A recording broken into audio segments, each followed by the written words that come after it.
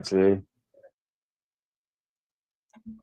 I'm just You're trying right. to. Honestly, he And I the honestly sun, think Kinski's a good player. yeah, and the sun is right in his face as well. Like, I mean, I've played in goal before in the winter, and the winter sun on a sunny day, it's probably the worst for a goalkeeper. Yeah, I saw the Brentford keeper for just like 10 seconds put a cap on, but he took it off right away. Yeah, he took it off just because they're just not used to it that much. Because I mean, like, we don't get huge amounts of sun in the winter, so the goalkeepers are not used to it. Sorry, didn't mean to scare you.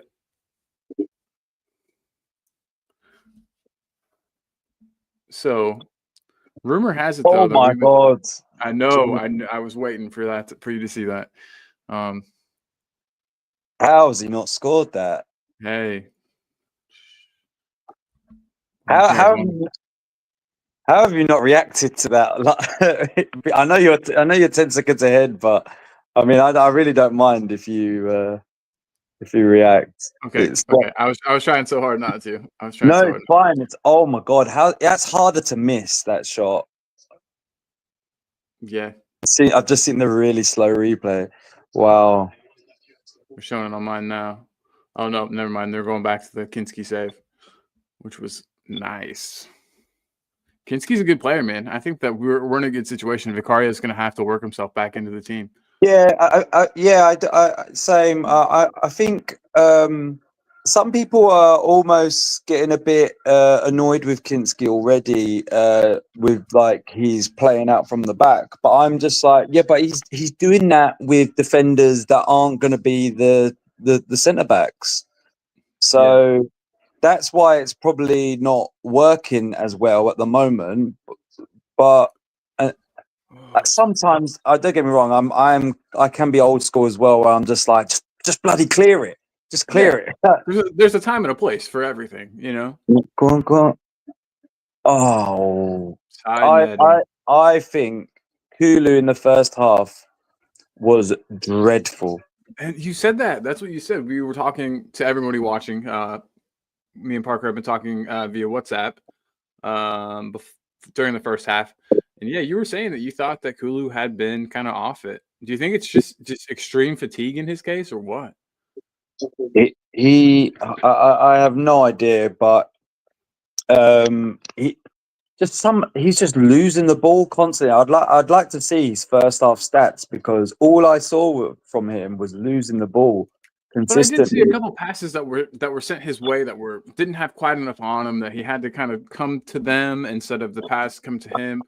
Yeah. I mean, there's probably one or two, but then there was other ones where I'm just like, his decision making. I was just like, I mean, he probably is tired, and normally when you get knackered like that, your decision making can be off, because you start doing things your body is not used to, and then that probably has an effect on it. But I was just quite surprised. I didn't think I liked Mikey more off the ball. He was pressing well. On the ball, I mean, he lost the ball.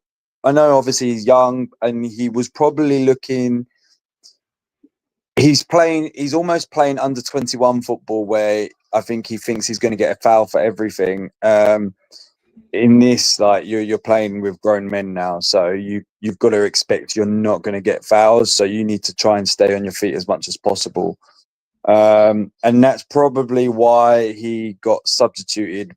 Although I'm thinking of the semi-final, and I think Mikey Moore is probably not going to start in that game. So I'd rather him see out the game.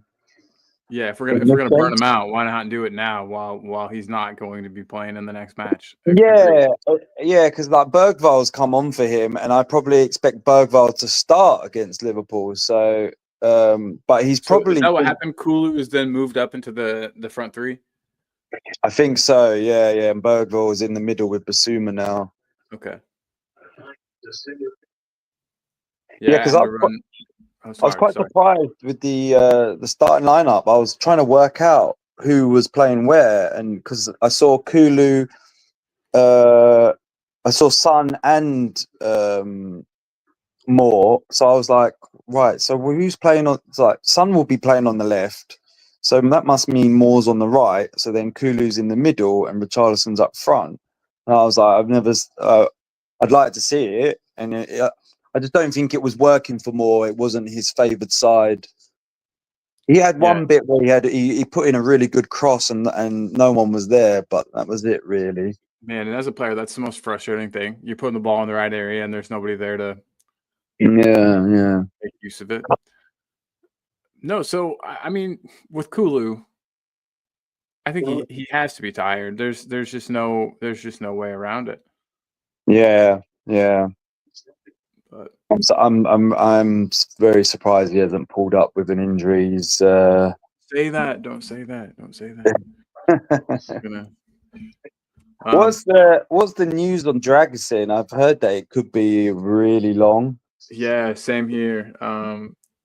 All I know is that I think there's knee ligaments involved, and I think that we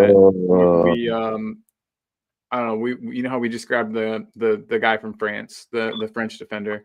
I mean, I don't know if he's French, but we got him from Lens, however you pronounce that. Well, like Lons, but yeah, you Thank can you. say Lons. He's fine. Yeah. Well, we picked him up, but I've heard that we're actually looking at now another defender too because of how long Dragison's going to be out.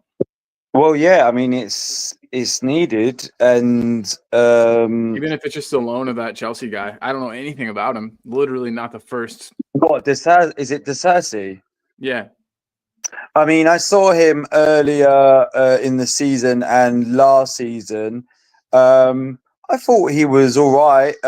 He could probably play this high line style as well. Personally, I wouldn't sign him permanently, but it would fill the hole that's definitely there.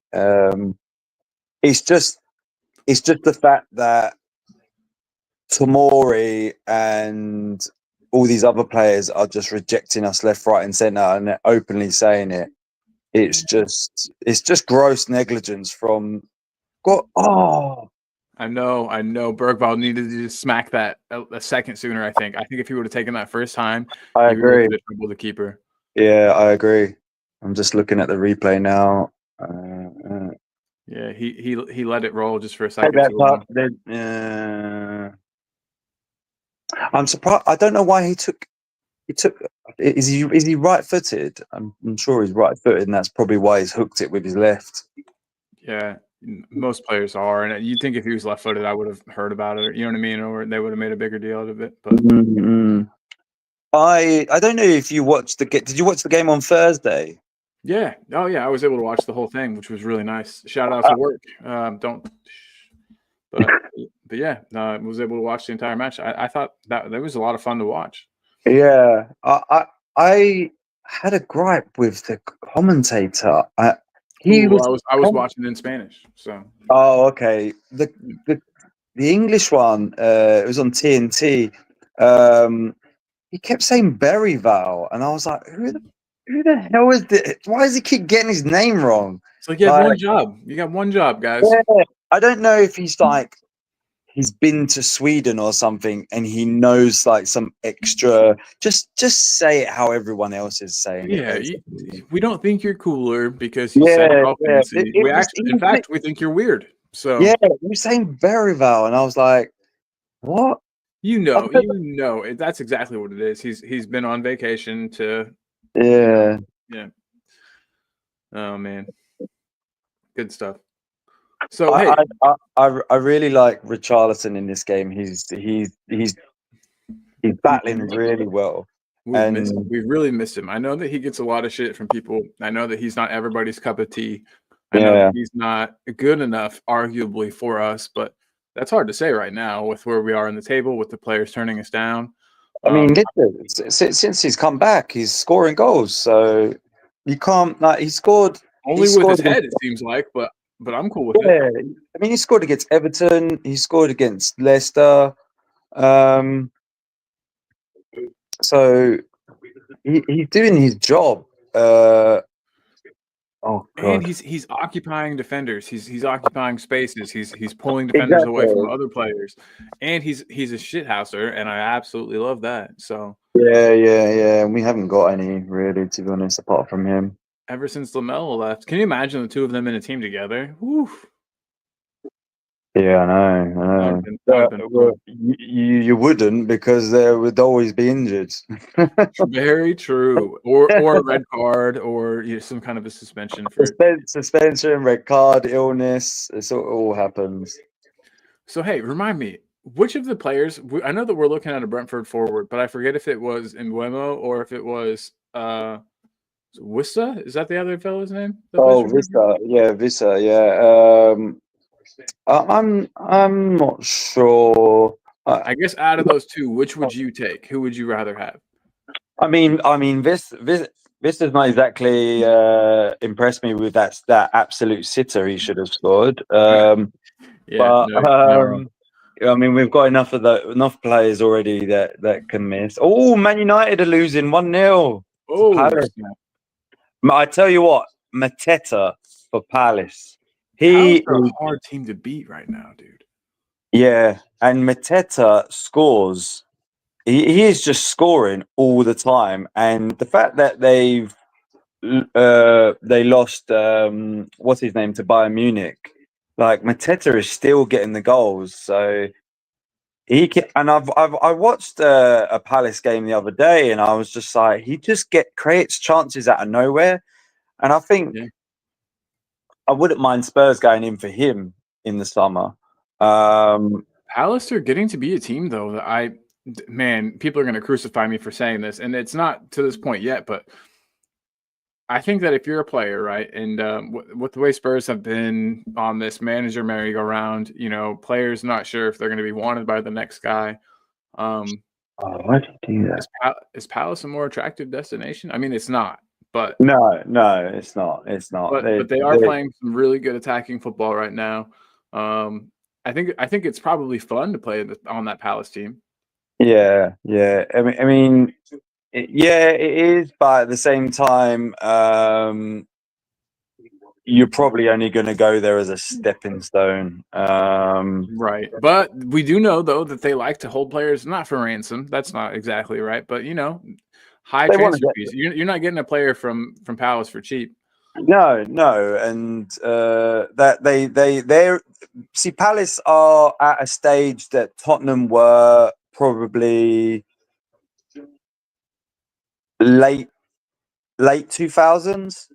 Late 2000s, probably from late 2000s to mid tens, 2010s. So where Spurs would rely on that big transfer out to fund a lot of the way the club is working.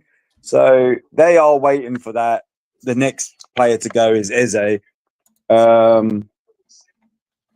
and they're going to sell him. There's no doubt about it because he will fund a lot of what their end goal it probably is. I know they're trying to do the same kind of model as Tottenham with the infrastructure outside of the playing field as well. And their stadium and where they're based they're quite limited. I don't think they can just knock that stadium down and build a huge one because I think it's right on top of like houses and stuff like that. So yeah, it's So they might be moving to a new location. That's a possibility. It looks like for them, I guess. I mean, if they really want, to increase that stadium capacity, it looks like they might be pulling how there was all the rumors of Spurs maybe moving to X, Y, and Z, locations for the new stadium. Might see yeah that actually happen in Palace. yeah. Yuck. All right. So by my clock, we're about 67 minutes in, and there is a sub coming on the pitch. We'll see what you think about this. I'm going to keep it a secret. I completely forgot it's Arsenal versus Man City today. I know, and so I like to gamble a bit. Who doesn't enjoy the occasional, sports bet? I used to, but I just like my wife eventually just went. Like, I never would gamble loads, but my wife eventually would just said like, "Can you just like look at your transaction history?" And then I was like, "Okay, yeah, here it is." And then she's like, "How many of them are wins?" And I was like, Not not a enough. lot, not a lot." A few, enough to keep me addicted to this. But Exactly. Yeah. yeah, Yeah. feel that. But today I was just gonna say today, and I don't know how the odds. I know that in America they do the odds like totally different. They like word them differently than over there. But Yeah. Yeah. it was like plus 260 to City to win. Like so, whatever you basically City were massive underdogs in the match, which to me is crazy. Who would have thought we would have lived to see that day? Yeah. You Yeah. know, City aren't favored to win a match. Crazy. I would still, if the odds were really good on City to win the league, I would still just put a punt on it because even though Liverpool are that far ahead, I'd like to see what Liverpool. I mean, Trent apparently I think is out for the semi-final against us now. I'm not So upset about that. I'm cool with that. exactly. Yeah. So I'd like to see what they're going to be like without him. And imagine what happens if Salah pulls up with an injury for them. I mean, Liverpool they haven't signed anyone in January either. I don't think.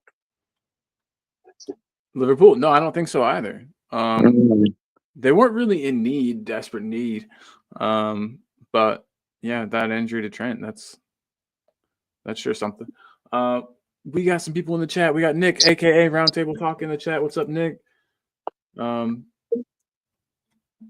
Oh, he's talking about Diat. How do you pronounce that fellow's name? Disasi. Well, Christmas makes a ton of mistakes.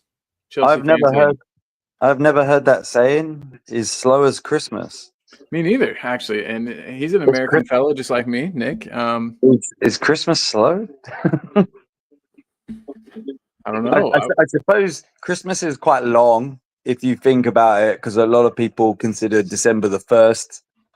They start putting the decorations up, and that's it. I'm googling this.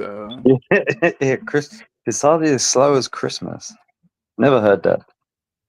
So makes tons of mistakes. Chelsea fans hate him. The closer Christmas gets, the slower time feels like it's moving. Okay, so it's like with kids. I see. There we go. All right, we got it now. We got it. 70 minutes in, Tottenham still retain their one goal advantage. When did Bentancur come on? When did Bentancur come on? I think I think in the first half. Let me take a look here. Did you say he started? I don't know. That's the first time I've seen him in the game just then. I saw him earlier. Let's see though.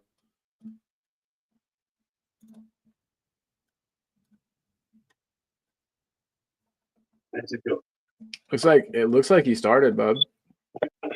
Wow, I have not even noticed him in the game. Yeah. That is. I mean, I've noticed Basuma in the game. I have not. I genuinely. I didn't even see him in the lineup. That's bizarre. I remember him in the first half because I thought, oh, is his suspension over? That's nice. Oh, he's been back for a while now. And I mean, he's been playing in the cups and in Europe and stuff too. You know, so we've seen him. But yeah, Spence needs to be careful there. That could have been a push in the back. This game is just like I would kill for another goal. I feel like it could at any second go one more. Oh, yeah, I mean, Poro, that's a poor pass.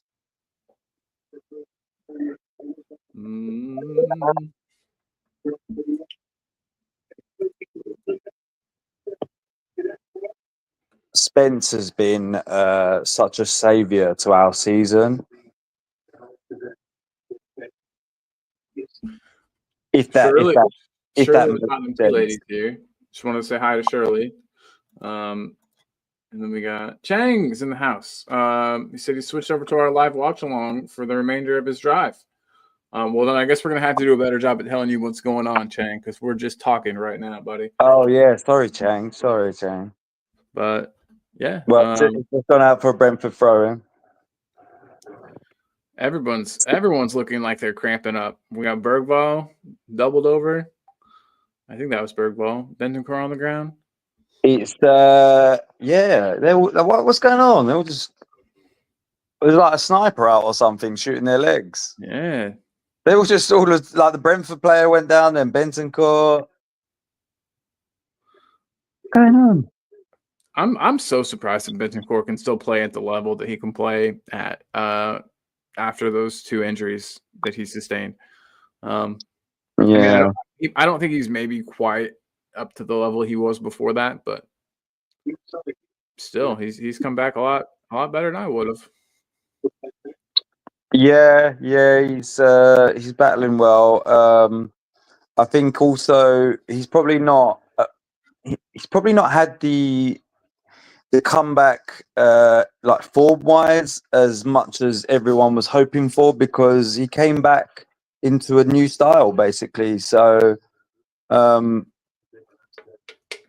yeah, his injury was that long. He missed most of Ange Ball last season. So He really did. Yeah. he was a Conte player originally. So I mean, that's where we all saw him and kind of started falling in love with the way he played as well. And I do like Bentancur. He just needs to get that form back on a regular basis. And I still don't know what his best position is. I mean, would you say that he is more of a ball to ball or a box to box like mid, or a holding mid?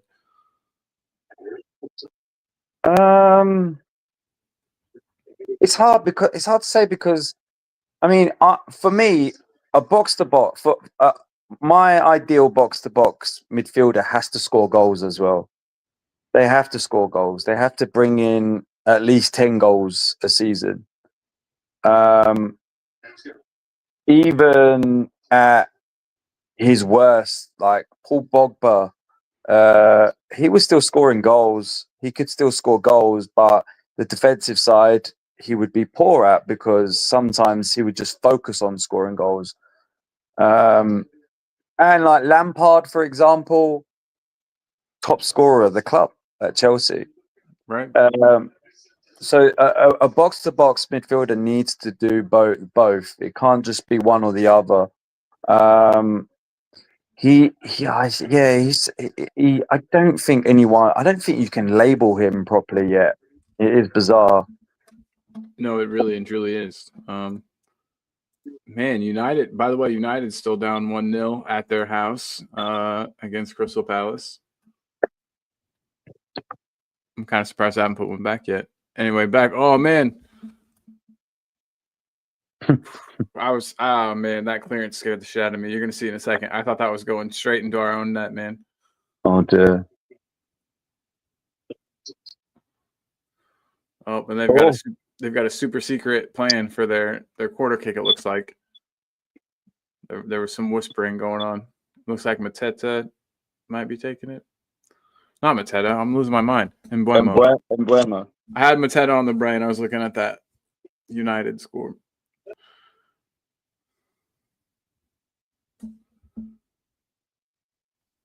All right. I mean, I would say the second half has definitely been a lot more Brentford than it has been Tottenham. We've been kind of, we have been penned in. Yeah, and it looks like we're okay with it. Weirdly enough, I don't think that. I don't know. This is a weird one for me. It doesn't seem like we are too concerned with being on the back foot. You know. Keeping this 1-0 lead. I hate it though because I don't really trust us to keep the lead. Exactly. Yeah. 77 minutes, and this is about where I start to get really worried about stuff. All because we're at that time where if they score, it doesn't leave us many opportunities to grab the win.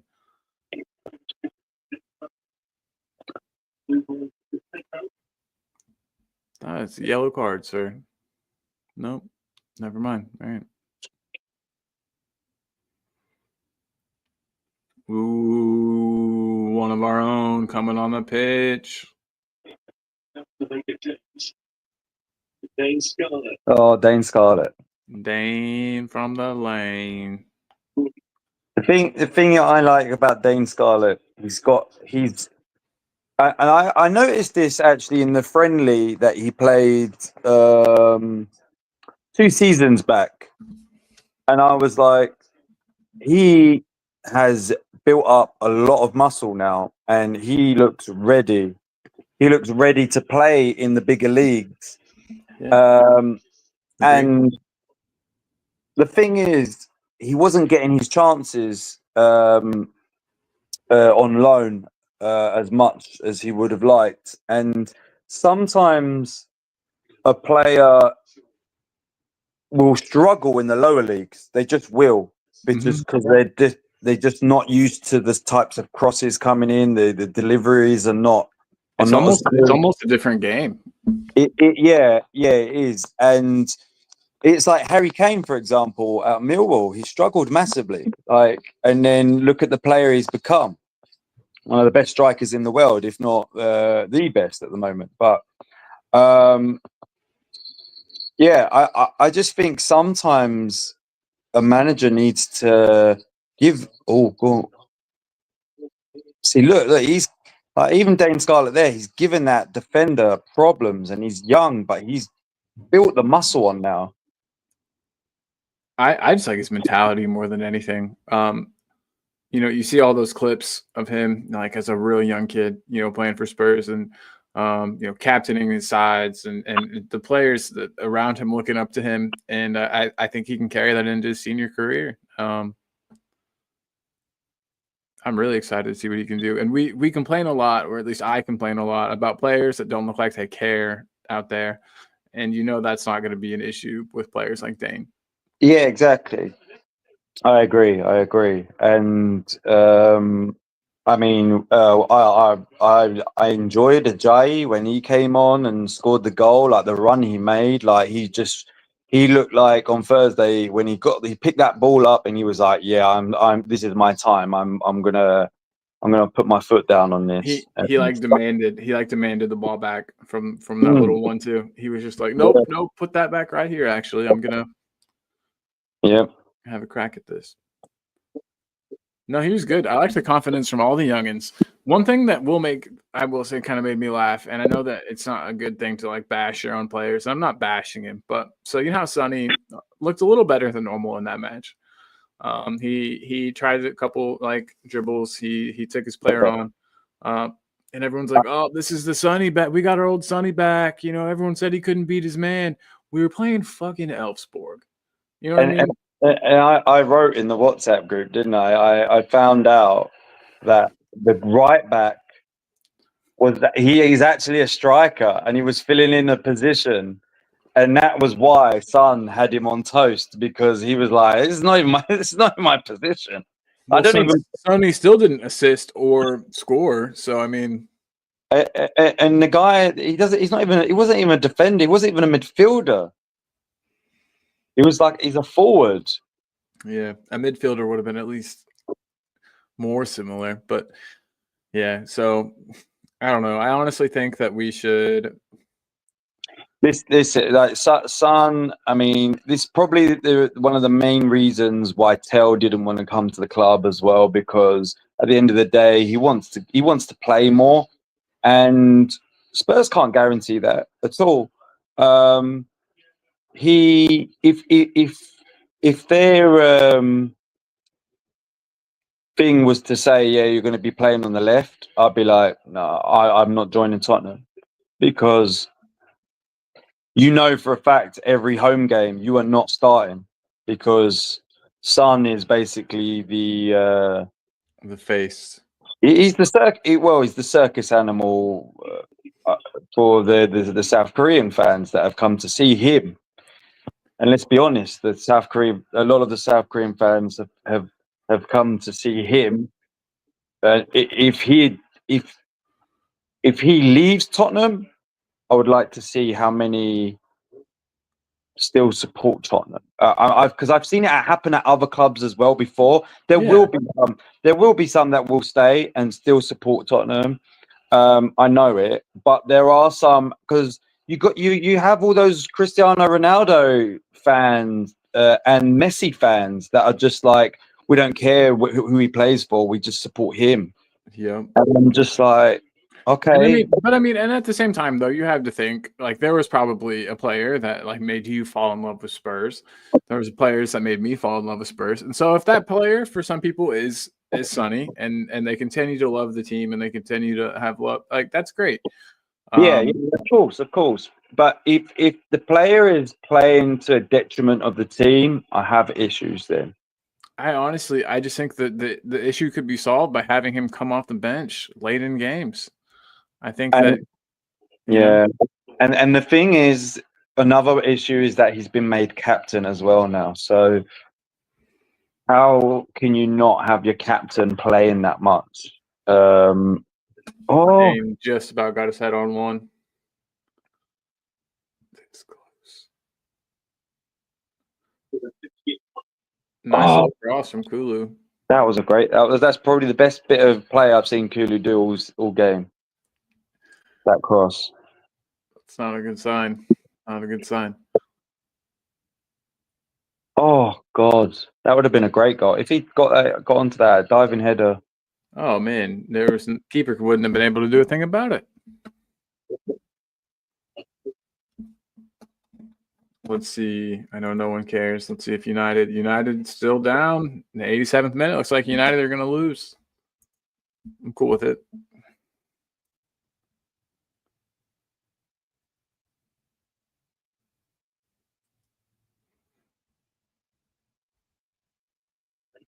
That's the thing. Like, this is such a good win if we get the 3 points. Oh God. If we get the 3 points, because I mean, a away win at Brentford, and I mean with the injuries we've got as well.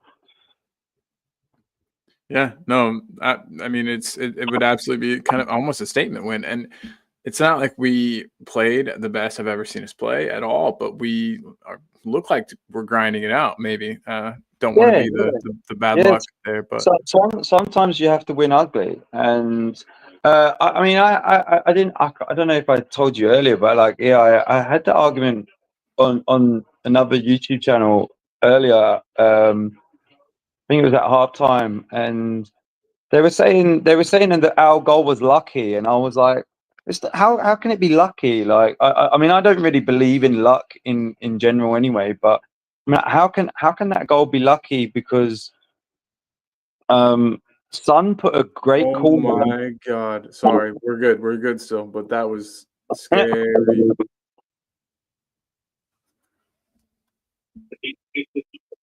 Let me know when you see that.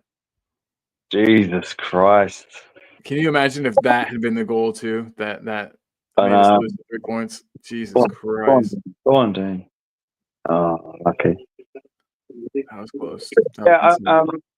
I'm not a big. I don't believe really in luck. Obviously, you make your own luck. And Son, if it wasn't for Son's delivery into that box and Basuma pressing the goalkeeper, that goal wouldn't have happened. So Basuma's pressed the goalkeeper, which has made that defender turn his back. It's not great defending because he shouldn't have turned his back in the first place. But Basuma made him do that. So that's got nothing to do with luck. That's just good pressing and a good delivery from Son. Something cool happened. Go on. Oh, how are you not saying anything? What a finish! Great finish. Yeah, I can't wait to watch this replay. Sarr is the man. Matt. I know a lot of people have problems with Sarr and asks, what he does, but I think Sarr is a good player. composed, calm. Yeah, he is. He just needs to. Yeah, I think he's probably been playing too much football as well, and for his age, he's having to be relied upon too much. He's not really had a midfielder, and this is what Tottenham do at the moment. Like, that's a great goal. It's such a good pass from Son as well. Mateta just got a second for Crystal Palace as well. Oh wow, that's good for us. Yeah. Catch up back to with Man United. Perhaps are you beautiful mofo? Are you staying? Are you staying? Having this open for a bit longer after the game? Yeah. I'm gonna throw the link in there and see if we can get anybody else to come in and give us their thoughts. But yeah, man, I got to work in about 2 hours, but that's a long time from now, so we're good.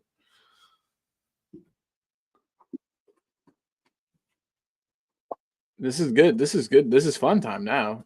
Yeah. I can just you can relax now. Absolutely. Because I don't think there's going to be a lot of stoppage time. The second half has pretty much been constantly in play. Mm-hmm. Ooh.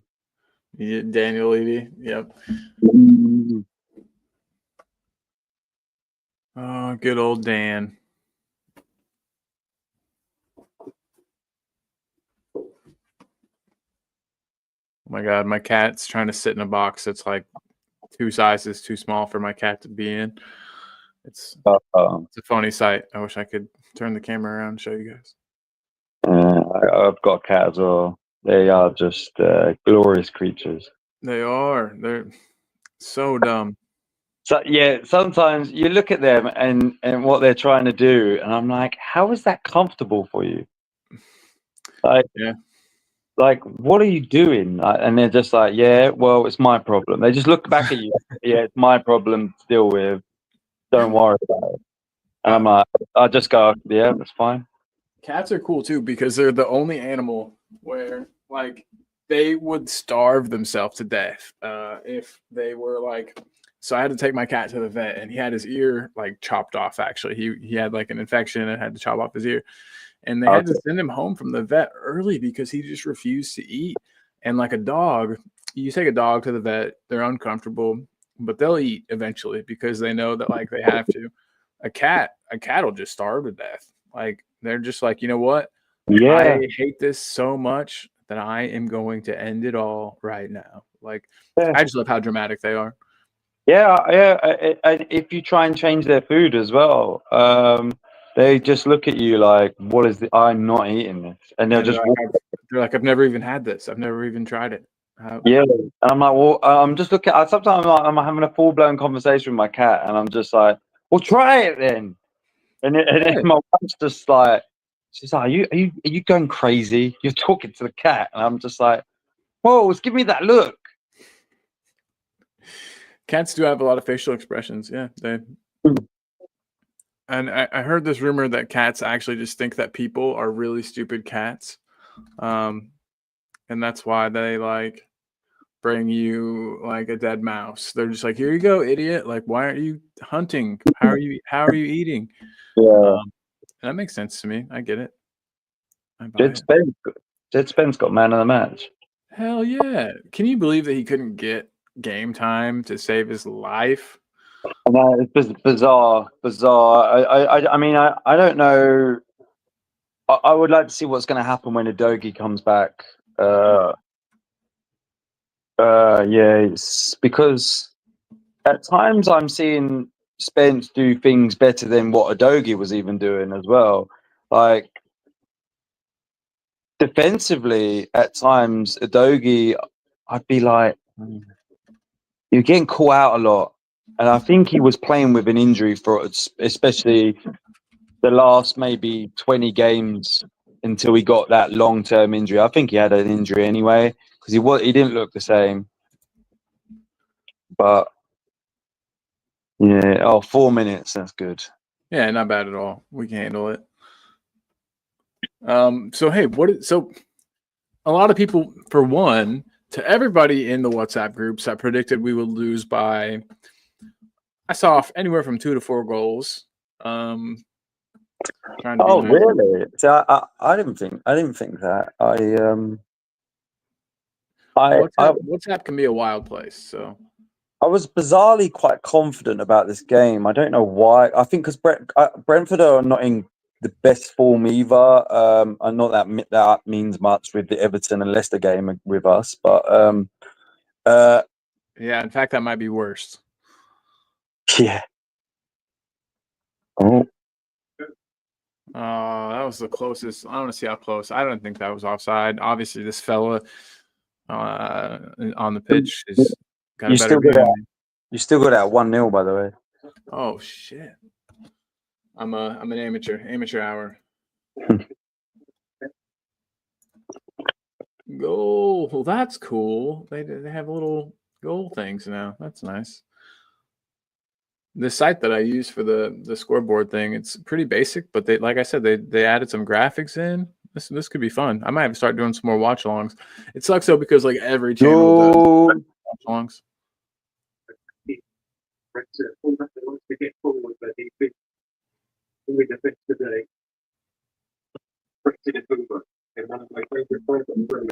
Only 30 seconds left to go on mine.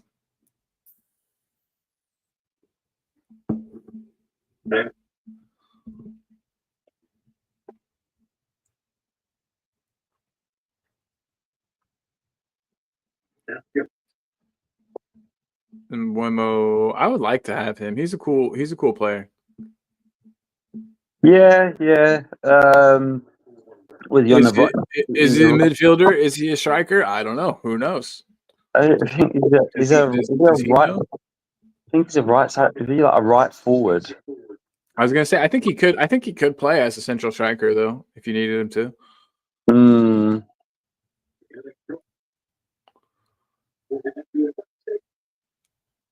And ladies and gentlemen, good win. Tottenham secure all 3 points, partially in part to a wonderful goal by Pap Mattersar.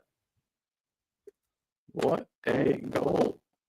Oh, your mic is like all of a sudden sounds like it's gone underwater.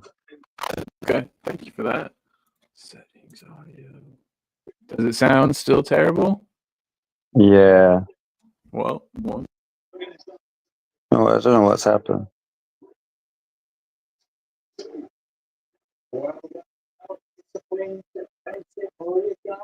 I can't even hear you now. Is it better now? Oh yeah, you're good. Yes, the old unplug it, plug it back in. I work in tech support, so I'm all you got to do. Unplug it, plug it back in. But no. Hey man, what a win! Tottenham won, and like I said, everybody in the WhatsApp groups has been so negative lately, and I totally get it. But I don't know, what fun is it? I honestly believe that we're going to win every game we play, and I know that's crazy, but what fun is it to not? And guys, I'm going to put the link. I think it's already in there. Yeah, the link is in the chat, everybody. But if you would like to come on and have your say about the match today, Parker's back. I have no idea what happened there. I just pressed the wrong button. Technology, man. It's the worst and the best. Depends. But, glorious. Look, 14th. Dizzy heights of 14th. Wow. Yeah. Hey, man. We're climbing. So what are your Ange views? I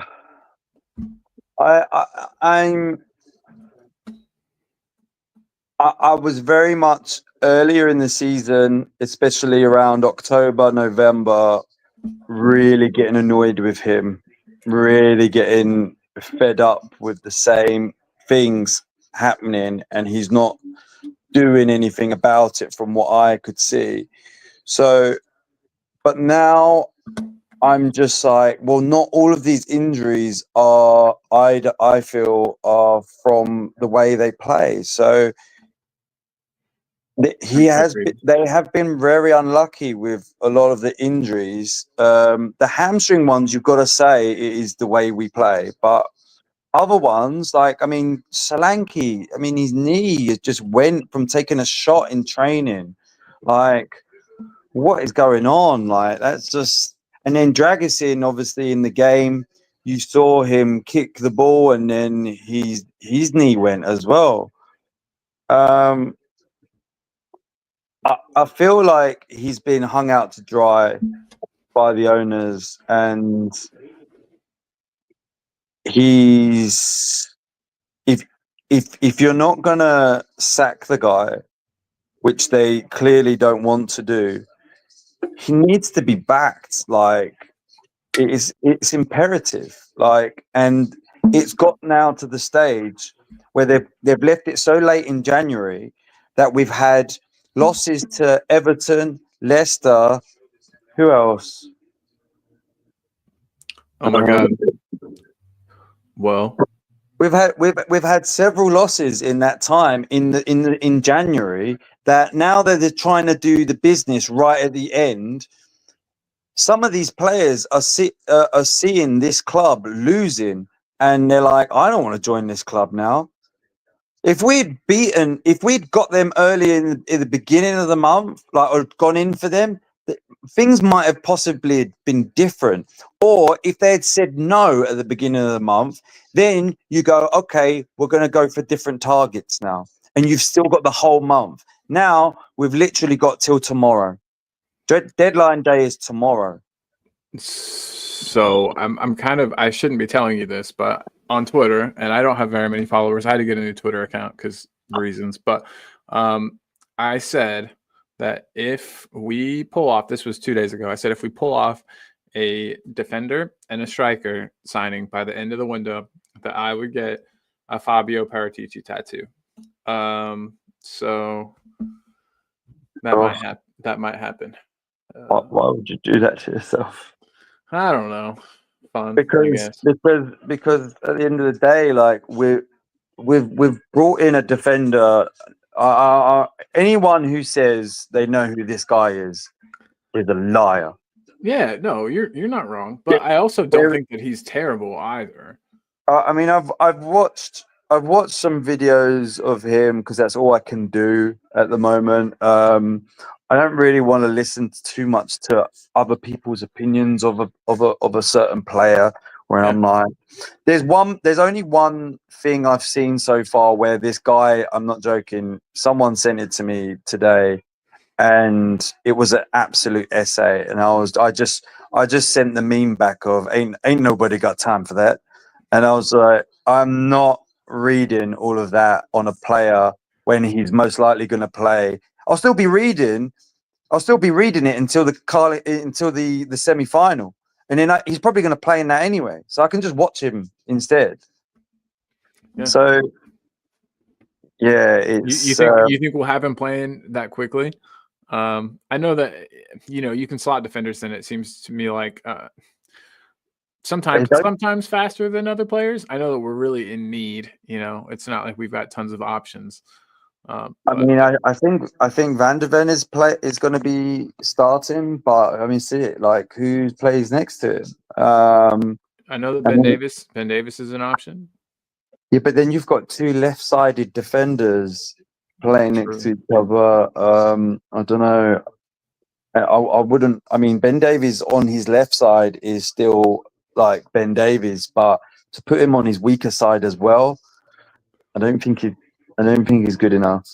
And if you put him on his weaker side against the Liverpool team, oh yeah, they'll be trying to exploit that at every single option. Every single opportunity. I mean, they'll be trying to target him.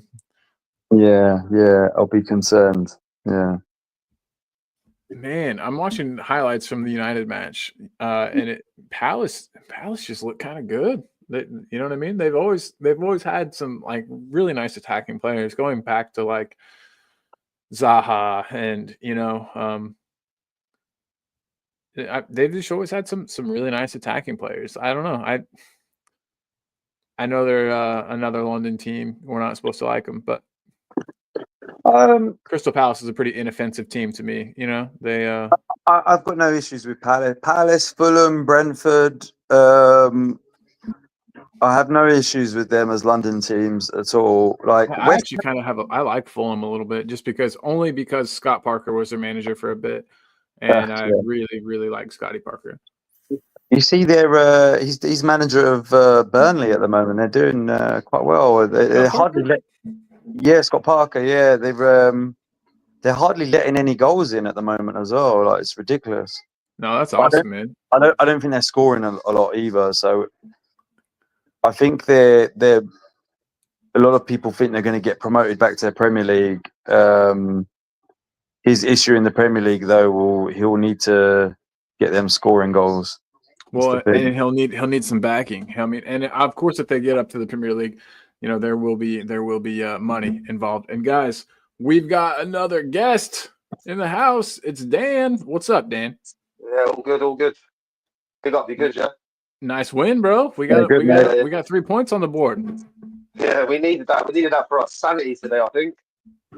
Just to get that win, just to take a little bit of a pressure off us, like this little bit of relegation talk, because that was a decent. Because when I saw they banned the event today, I was a bit worried. I was like, oh look, we're not really. Obviously, with Davis and Gray, obviously Gray's been good at centre back, but I was a bit worried about not having like an out and out centre back there, because obviously Davis is not a natural centre back. He played more there over the last couple of years, so I was a bit worried about that before the game. But I think they've done really well. Because if you look at the height, if you look at the height in our defence, the defence ain't really tall. There was a lot of balls were going in the box. Like Spencer's, like Archie's the only 6'2" player on the team. Ben Davis is 5'11". Porro's quite small as well. So I was a bit worried about the height today. I was like, oh, are we going to win a lot of aerial duels? And we didn't do that bad. Like today, like that was a real. Oh, what's the word to explain it? The best word to explain it. A real doggy performance today. Yeah, they dug in and got the result today. Yeah, which is just most important. Performance goes out the window today. Yeah, you just need to get the result, just to take a little bit of this, just to relieve a bit of this pressure off us going into this massive week. We've got 2 massive cup games coming up in the next week, and we needed to take a bit of pressure off the league form going into these 2 cup games. Now, to me, relegation talk's done. We're not getting relegated now. It's done. It's over. Because if you look at it now, we've got I don't want to even talk about the points total, but I will for a second. We've got like a 10-point points total now on Leicester. Theoretically, we have a better goal difference than Leicester, so that's 11 points. We now have how many points? We now have a 12 points total on Ipswich, who are in 18th, who are in 18th, I think 18th or 19th. So basically, the 2 teams who are close to us, because Southampton are too far away, they're going to have a 4-game swing on us. They're going to need to win 4 more games than us between now and the end of the season. Theoretically, now, to stay up, we need to get, 33, 34 points? We're on 27. And we're in February, so we need to get probably another 6 or 7 points between now and the end of the season, to completely. So this was just an important win today, just to, get the little bit of, the relegation talk off our backs as well, because you didn't want this as a Spurs fan. No Spurs fan wanted this year, for our sanity, keep having to worry about us sitting this low in the Premier League. It's still low, it's still bad the league season, but the relegation talk in my eyes is done today, man. That's one thing that we can sort of tick off, which is at least a plus point as well. Because I was starting to get worried. This was the first one of the fixtures I looked at, and I was like, if we don't win this game, we could be in a really bad situation. And it was the first one we sort of chopped off. Now we've got Man United at home next in the league. You could still fancy us maybe to beat Man United at home in the league, even though United, we beat United twice this season already.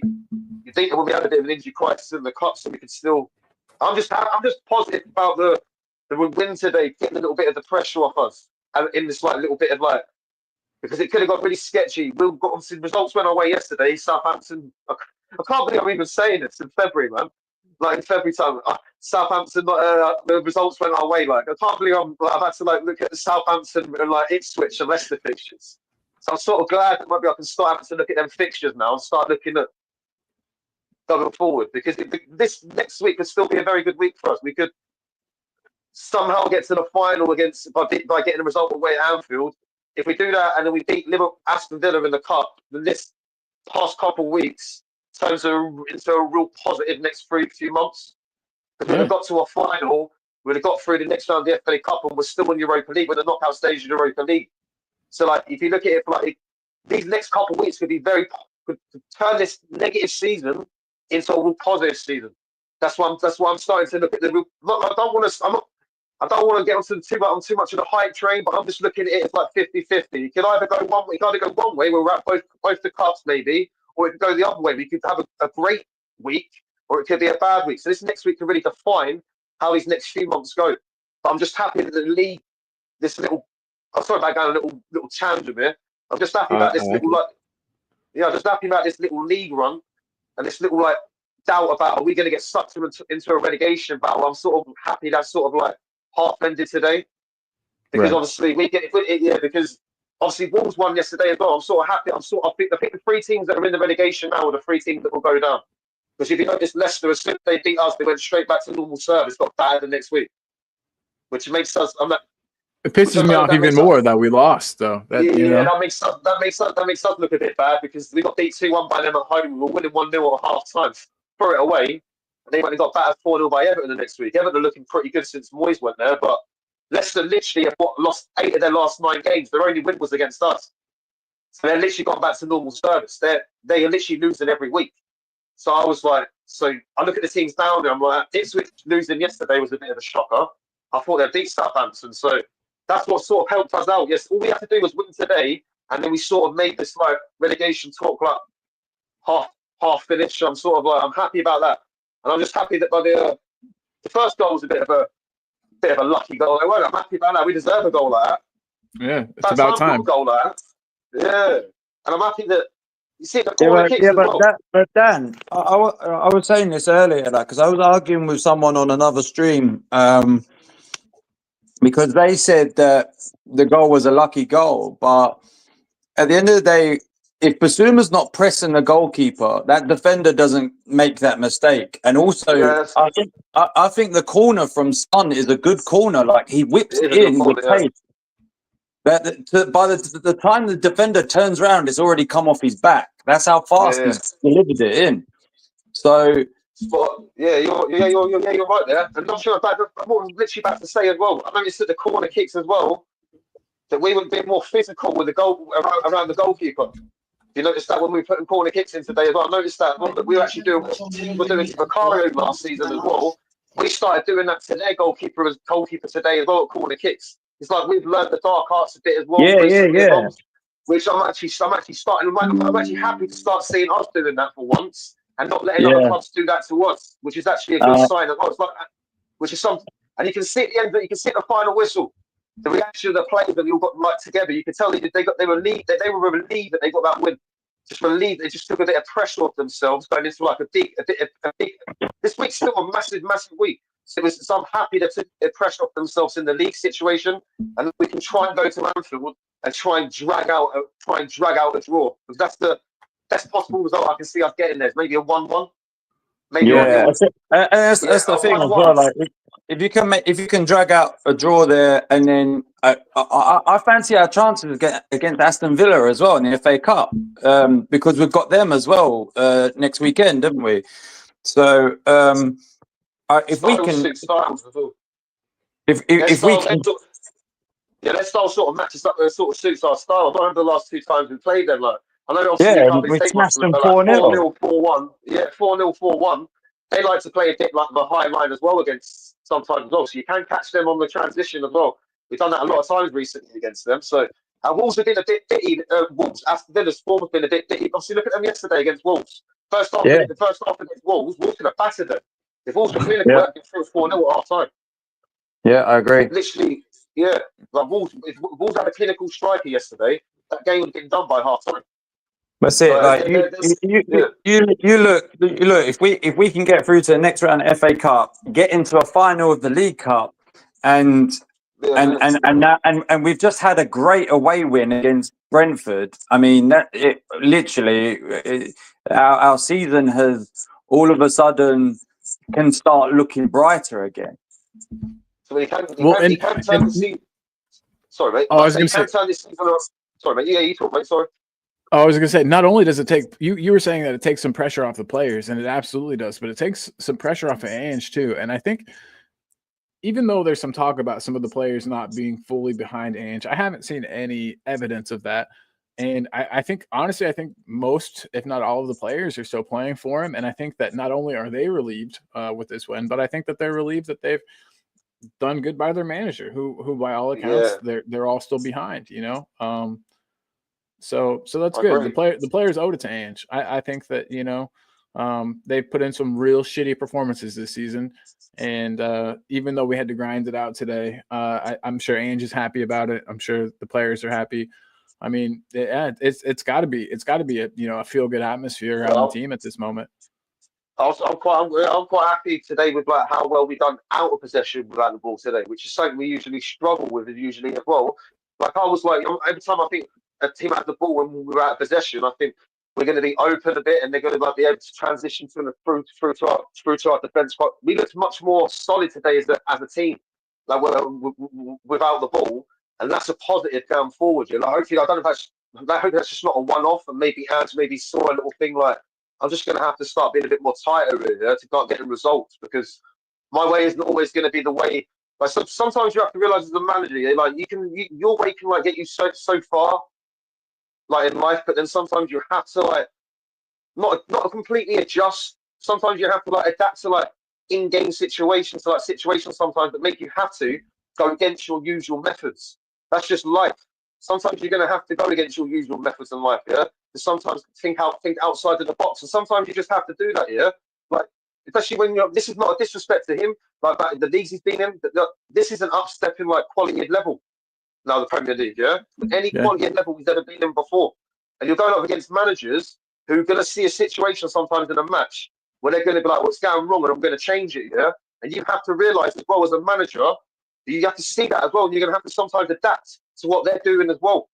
Because if you sometimes just stay still as a manager and you let the situation happen in front of you, that's when people like me start wondering, yeah, what are you doing sometimes, and why these results happen like consistently? Because like, so like things like today when I see like I've been more solid like without the ball, without possession, yeah, I see the structure, more of a defensive structure today, yeah. And that's the sort of thing I want to see like of an Ange team going forward, not just in possession, out of possession. What I would say as well, like he's like Ange has his philosophy on football, and he's like any other manager, like Pep, and like maybe Klopp as well, and they kind of won't divert from any other tactic but the thing is that with those types of managers, you need to back those managers with the players that fit that system perfectly. Otherwise, what's the point? Like Daniel Levy has done this to the same thing. He did it to Jose, he did it to Conte, and then when he finally did bring in those players that suited those styles, all the fans were crying out for attacking football because you never brought the players in that suited their style in the first place. And now we've got an ultra attacking manager, and he is ultra attacking. It's not always my cup of tea what he does in games, but you need to back him with players that suit the style 100%. Like it can't be like a player that's like, oh well, he can kind of play this style, but he can play this style as well. And it's like, well, no, that's no good to us. It's no good to us right now. And you also need to play. You need to bring in the players that are just quality in general. Like you look at the Chelsea and the Man Cities of the past. Like it's not as if like Man City wasn't winning the league before Pep. They were. They would win the league with different managers before. Mancini and Pellegrini. I mean, look at Pellegrini after, like he just fell away because Man City had the quality players there already. So all you are is just a finishing touch. And look at Chelsea, for example. They win the Champions League with Di Matteo as their manager, and that says a lot. And the players themselves after that Champions League win, they said, we won that. It wasn't anything to do with Di Matteo. Like we won that, and it was the same. Even they came out and said that. Yeah. There's been a few players that have retired that have since said that, and even I'll take even Spurs for example. One day Ramos won the League Cup, but that was Martignol's team, and those players were quality players. Like you had Berbatov, you had Keane in that team, you had Ledley King, you had Michael Dawson, you had Jonathan Woodgate in that team. They played for each other, and then the manager wasn't good enough at the end of the day. But at the same time, they never backed Martin Jol in the right way either.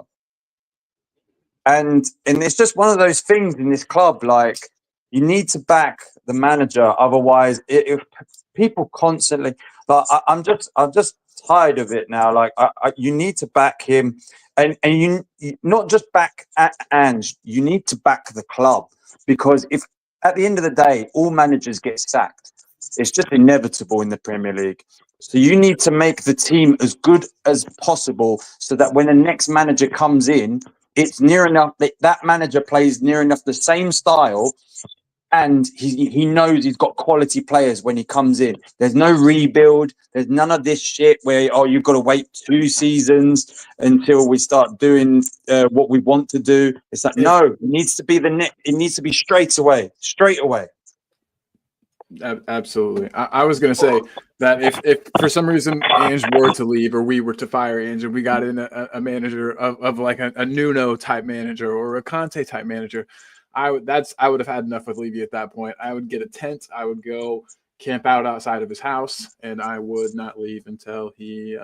Connor's been full on protest with him. He's like, I've had enough. I'm getting there. Outside the front of his house with him. But guys, Jose is in the house and hasn't had a chance to even say, "Hey, Jose, what's up, buddy? Jose. How you feeling about that win?" Nonplussed. You think we were going to win? Yeah, it is what it is. Right. I can feel the Spanish confidence oozing through me. It's like, just a normal win, normal day, normal win. Yeah, well, I mean, I said it Friday on my prediction show. I also said it. I leave comments for the predictions for the Irish Hotspur, and in my video, if people go back and choose my video, I talked about the win, because I did it the morning after the Hotspur game, and I said, look, brilliant, we got the win. No team in the world can boast having 3 academy goal scorers. People were calling it, saying it was a tough game and we were in a bad place. We end up winning the game, and then all you hear from people is, yeah, but we were a shit team, And what's so good about the youngsters scoring? And this is what I put in his prediction video for the Irish Hotspur. And I said, look, for me, you got Kinksky coming back, you got Reguilon coming back, Spence coming back, Mickey van der Ven will probably play because he got minutes against Elfsborg. I said the midfielders, all bar Madison, we've got all our midfielders to pick from. You got your boy Bentancur back. But we got midfielders to pick from, so you've got more players to pick from. So I said that my prediction on Friday was 2-0 to Tottenham. But then I went in the same video, I said 2-0 to Tottenham, but they can never keep a clean sheet. Can't go against my team. So I'm going to change my 2-0 to a 2-1. Anyway, it came 2-1. Today, it was a different way of winning. It's a win. It's 40-odd days since we won in the Premiership. It's a win. It's 3 points. It's what we needed. It's 2 W's on the board. There's a lot of people out there, and I'm going to say there's a lot of people out there that were saying, including today's game, Tottenham's next 4 games, we can't see a victory. We can't see a win at all. Well, they won today. So you're now going to have to look for the next 4 games because they've already won today. And people were saying that Brentford, I mean, Dan was on my show last night, and people all over the place saying Brentford, hard team to beat. They're like fortress at their place.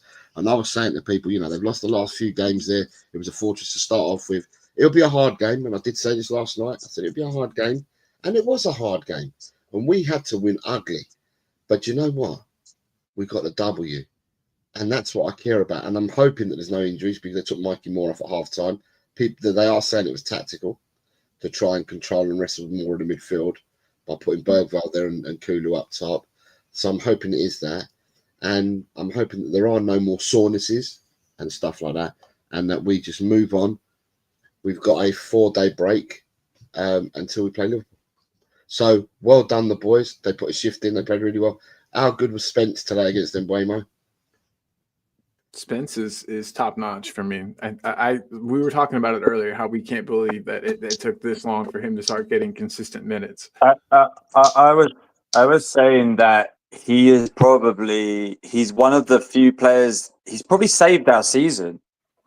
He's one of those players that has literally saved our season in the sense you couldn't have, even if Ben Davies was fit in that period where Spence came in, you can't be having Ben Davies out there playing this style of football at all. And for him to be playing there, even though he's right-footed as well, you wouldn't be able to tell at all. You wouldn't be able to tell he's right-footed. The way he looks so comfortable. Like, and for me, I'm not just saying this because it's not just recency bias, but the way Adogi was finishing until he got injured, like the last 20 games, he wasn't impressing me. And Spence is, and he's playing very well. Like, he's playing well, and he's really against it at the moment. And his link-up play with Archie Gray is very good. I like the way those two passed it with each other. They have a good understanding with each other. Yeah. They knew each other. They knew each other a bit at Leeds, didn't they? Because obviously, even though he didn't play much at Leeds, he was there for a bit while Gray was playing last season at Leeds. So they built a bit of a connection. They built a bit of a connection there at Leeds. That's probably true. Yeah, that's probably true. I forgot about that. Just about to say about Spence as well, because also just to pick up on what you said about Spence. Him coming into the left back role where Doji's been injured has been a massive turning point in the season for us, because we could have had a real bad situation where we needed to potentially get another left back this window, and you can tell now that, because there was talks we were going to go for a left back early in the window, and you can tell that Kyle Walker-Peters even. Well, he's right back. You can tell Spurs have been overly impressed with Spence, because you can tell that sort of deferred their transfer plans a little bit there. And I'm not too bothered about that, because I was one of the big fans when we first signed Spence, because of his loan spell at Forest. That was more than playing at right back. But when Adoji comes back, we then have a situation where Spence could play left back or right back just as good. And then that's a positive now as well. We can look at now as well. Give Porro some time to actually rest his legs. We then have more options. We can either play him at right back where we know he's natural, or we can play him at left back here. We know he don't look out of place at all at left back. So we know he can do a job on both sides now, yeah? So that's a positive that's come out of these last few months. Spence, his attitude changing is a massive positive as well, because I was one of the first ones in the summer to say get rid of him. Because I was like, he barely played any minutes for us. Yeah, he's just going out in these loan spells. We might as well sell him. He looked like another one of these players who's going to be playing 2-3 years worth of loan spells, and then he's selling for like £8 million or something. That's what I thought, yeah.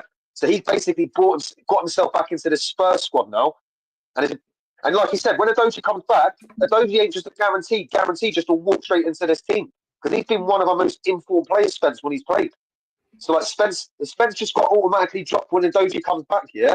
The way Spence is playing right now, I'd be sitting there saying, well, I shouldn't be getting dropped. I should be like, Adoji has to force his way back into the team now, because Adoji was out of form going into his injury, yeah?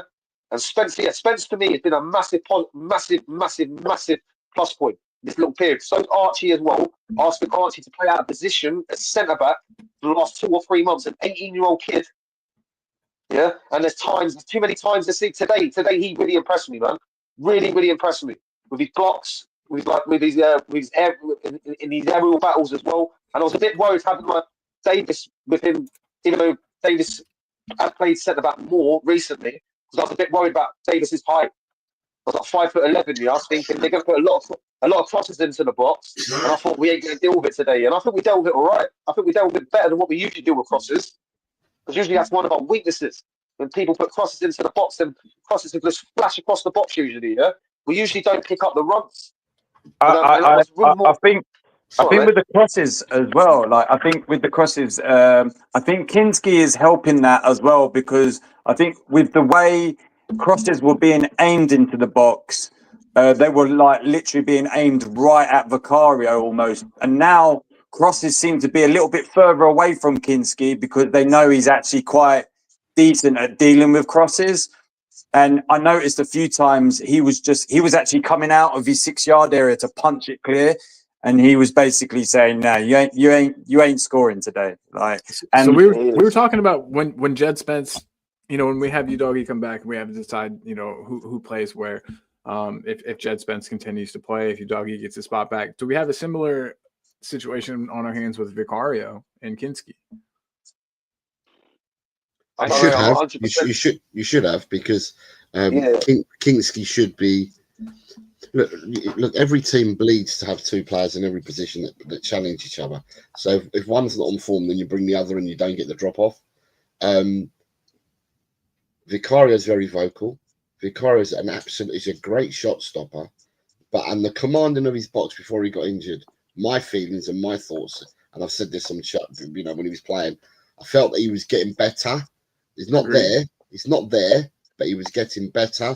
But yeah, I agree with what Parker just said, and that with Kingsley with his feet, it gives you a little bit of jitters, but not probably as much as what Vicario gave me.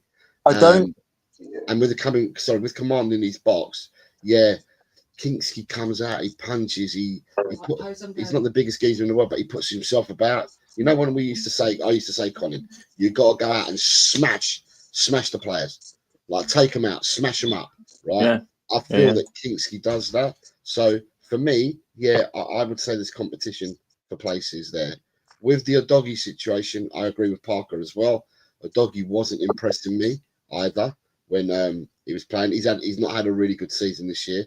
And with that being said, normally you say you want to have a left footer to find balance and a right footer on the other side to find balance. Well, Spence is a right footer playing on the left, and do you know what? He looks $1 million compared to Udogie there at the moment, and has done ever since he came in. So that's my say on it. Yeah, and I think as a fan base, especially under Poch, we were quite. Our mentality towards our players was quite weak. We almost felt like players were undroppable, and that I would always hear every transfer window, a left-sided forward. Well, we need backup for Son. That's all I would ever hear. Backup for Son, backup for Kane, backup for Eriksen. Even before, backup for Dembele. And it's like the teams that challenge for leagues don't believe in backups. You have people challenging for the position.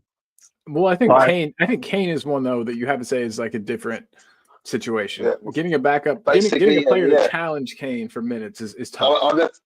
I remember when we tried getting strikers before, like trying to sign a striker, and they used to basically say that this is what they used to say was the answer when they heard Tottenham were after them. Like you can hear playing second fiddle to Harry Kane is basically near on impossible to guarantee to force your way into the plunger unless this guy gets an injury. Is the only way you're going to get yourself any sustainable games of football, or unless there's a change of formation. Yeah, you go two up top instead of one, because that's just how clinical of a goal scorer and how good of a centre forward Harry Kane was. It's just I remember before. I think we were trying to get Morata. I remember Morata, obviously it's a bit of hit and miss in the Premier League, but I think even Morata said this is when Morata was in like his peak, and he even said like I turned down Tottenham because obviously even I thought myself I'm not going to get in front of Harry Kane.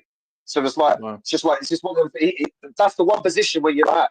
That's the one position where you think, well, try and get a backup to Harry Kane, to get a quality player like Harry Kane's level is basically near on impossible. I 100% agree with you, Parker, mate. If you want to be a successful team who goes places, you don't sign backups, you sign players who have the same quality, who are going to challenge that player. Because that's the only way to get to be successful. So I 100% agree with you on that point, though. But at the same time, and I look at Man City, for example. That Marmoush, like he's in red hot form. He was, and he's joined a Man City team with Haaland in the team up front. Yeah, you got a point. That's actually true, though. Yeah. Is he more playing the Alvarez role? Do you reckon? Yeah. I think he will. And the thing is, if you're going to bring in a striker like that, you need to pay him a bit more. You need to pay them more because they know all of a sudden now they're going to be on the bench. They're going to be like, look, this could be a good role for me in my career, or this could actually hinder me. So I want to be paid for my time on the bench. So that's the problem. That's the problem, and it's always been our problem with wages. And in the end, who do we get? We get players like Vincent Janssen and I Who, was who so else? excited. I was so excited for Vincent Janssen, though. I can't say I wasn't. I remember seeing the first game him play, and I went, he looked like he was running in treacle. He didn't score. He didn't score an open play goal for about 6 or 7 goals. I think his first 4 or 5 goals were penalties. I swear Soldado's Sounds first, like one Roberto Soldado. Yeah, I might say Soldado's first 4 or 5 goals were penalties as well. They just basically couldn't score from open play. Janssen, I remember We screwed ourselves with Soldado. At least with Soldado. The thing with Soldado is he played in a 2. He played in a 2 in Spain, though. Yeah, he played in relied a on being 2, fed in the and box. also all of his goals are tap-ins at the near post where it drilled in low. And what do? Long ball over the top to him. I remember we used to do that to Defoe, and Defoe was like, do you guys even know how I play? We do. Oh my God, is Arsenal going to score? Oh my God, it's 1-0 already. Oh, for Arsenal? That was terrible play from Man City. Son of a bitch. Scored? Odegaard. Akanji just did a terrible. They really pressed them high, Arsenal, and Akanji gave the ball away straight away. Well, they can't defend Man City, Under 2 minutes. So many mistakes as well. They make so many mistakes defensively, Man City, man. Especially this season.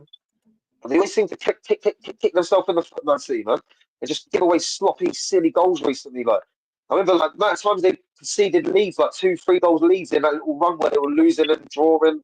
It's mad. Some of the defending they've done this season. Do you know what? It's not even very unlike Man City. I don't even know why John Stones is doing the pass to Akanji in the first place. But yeah, I just saw it as well. Why would you do that pass?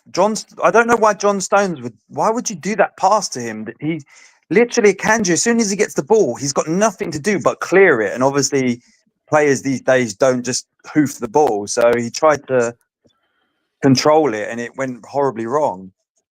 Luckily, and I'm saying this as yeah. I'm just saying this as a Spurs fan, but luckily it's only the 3rd minute. Manchester City can come back and hopefully do the business. The way they approach games this season, the way they play games this season is different to last season. It's very different. I'm not just going to completely blame it on the Rodri injury, but since that Rodri injury, the way they approach games is completely different when they had Rodri. So the whole mentality has shifted since that Rodri. And I can't believe one injury, makes the whole mentality shift. I know behind the scenes stuff might be happening as well that might be affecting the football club as well. But one player makes them their structure and their defensively, so much different. Does that make Pep a bad manager? Should Pep be able to adapt? Should Pep be able to find? Well, that just shows you how good Rodri is. That just shows you how good Rodri is. In my eyes, This is my argument earlier about how when I said Ange he's a system manager, and so is Pep, and so is Klopp. And if you don't bring in the best players in certain positions, the system will fall apart. And Man City since they won the treble, the transfers that have come in have not worked. Yeah, no, I don't disagree with you there. I wonder though, what's gone so wrong in the recruitment policy? I wonder, the whole thing just is very strange to me. I was even Jose, we were talking earlier about how Man City were not at all favorites to win this match, according to the bookies, by a large margin. And I know that your game, Jose, you don't love talking about other football clubs, but are you surprised to see City where they are right now? Well, they're in 4th, so they're up there. True. Is that when you're saying, okay, so Man City for the last however many years have walked the league, haven't they? So they keep walking the league, and it's 2-0. No, offside. I was offside. At the end of the day, it's caught up with them. They have got players that are aging and getting on. When you get too many of them, or you get too many players that have hit the ceiling or become comfortable, when you get too many of them, you've got to make changes. And that's exactly what Man City have done. They've gone out and bought these players and they've made changes. Man City will come back. They won't win the league. I think Liverpool. It's Liverpool's league to lose, but Man City will come back. Man City will come back. I mean, they've strengthened now. They'll strengthen again in the summer. Who is the player? Who was the player that for us when we beat them 4-0 that absolutely roasted Carl Walker for pace? In the day? Who? Timo Werner. Was it That's Werner it. Yeah, it was Timo Werner. And you're just like that. Like no one roasts Carl Walker for pace. Like, and it didn't even look like it was close. Like I've seen Carl Walker where he battled Mbappe, like, and he was going past Mbappe at times. And now he obviously, I don't think his heart was in it for this season anyway, and he obviously has shown where he wanted to go to AC Milan. And then you look at they've held on to their club greats such as Kevin De Bruyne, and they've brought Gundogan back as well. And so I think the Gundogan one was also a bit dodgy. Like I don't know why they brought him back. Like I don't think his legs are there anymore. And Kovacic is not as good as Rodri as well. Not even close. Yeah, no way. But you would have thought they would have brought in another player to try to fill that Rodri gap during this transfer window. Obviously, it's January. You know, every team will tell you that it's not easy to go get players. But if you've got the money, it kind of is, and you've got the prestige that City have. Honestly, though, I haven't been looking at kind of defensive midfielders. Have you seen about this Disasi news about Tottenham agreed a loan deal with Disasi, that he's not accepting Tottenham's contract? Oh, is that that's the Chelsea fellow, right? Yeah, Romano just reported it 20 minutes ago. Tottenham agreed a loan deal with Chelsea for Axel Disasi, no buy option clause and loan fee included. Disasi not accepting Spurs bid as he's already agreed terms with Villa. Chelsea have no intention to negotiate with Villa as they're a Champions League competitor. So Chelsea will only do business with us over Aston Villa because they don't see us as a threat for the top four race. So basically, Disasi either goes to Tottenham or we don't go anywhere. So we're after another centre back. We're going to basically have 5 centre backs when they're all fit. I don't really understand that though. It's a problem when we have too many centre backs when they're all fit. So then it becomes an issue where because I don't mind getting Danzo, and obviously there's another reason why I don't mind getting Danzo because he's a Milton Keynes lad. A Milton Keynes lad myself. So I should know more. I should know more about his career, but I literally know nothing about his career. So I don't even know he's a Milton Keynes lad for about 3 or 4 weeks ago. I didn't know until just now. So he moved over to Milton Keynes when he was 6, and he was in Milton Keynes. And he lived in Milton Keynes for like 12, 15. I think his mum still lives in Milton Keynes. And he lived there for like 12, 15 years. And then he went to Reading Academy, I think. And he went to the MK Dons Academy. And then he went to Augsburg, Germany. And that's when he didn't play professional for MK Dons. But yeah, it's good to see another Milton Keynes lad play for Tottenham as well. Obviously after Delhi. It's a bit of a connection there for me as well. Definitely, man. Definitely. Yeah, I wonder if he and Dele ever bumped shoulders whenever they were at Milton Keynes. I don't know if the times. Well, yeah. Well, yeah, he would have because he was in the MK Dons Academy till 2014. So Dele would have been playing pro at MK Dons then. So they definitely would have bumped into each other. Obviously, in the academy. Obviously, I know a lot about Milton Keynes and that, so I know how close it's all based. Literally, MK Dons' training ground is literally on a field. You can literally just walk onto it. It's so easy. They've only just started getting permission for an actual training ground where it's all like security fenced, all gated up and everything. They always have a problem with people breaking into their locker room and stealing stuff from there. Yeah, it's literally just like it's literally on a manor field. Their training ground, like on a woof. So obviously, I know I've been past their training ground loads of times, so you can literally just walk onto the field. Dan's the one nicking all the training stuff. I know. I was going to say, when are you going to turn on your camera and show us all your Milton Keynes gear? Yeah. No. I used to walk past. I used to go. Obviously, have to buy past there on the way to work and that. And literally, the path back. Literally, like 20 feet away from the grass. You can literally just walk through the bush onto the bloody training pitch. Thinking, but it's not really safe, is it? The wonder why the players are getting all this stuff from the bloody lockers. But they only just started getting permission, obviously, to build to build a training ground. So yeah, he would have definitely bumped. He would have bumped into Danny when he was playing there.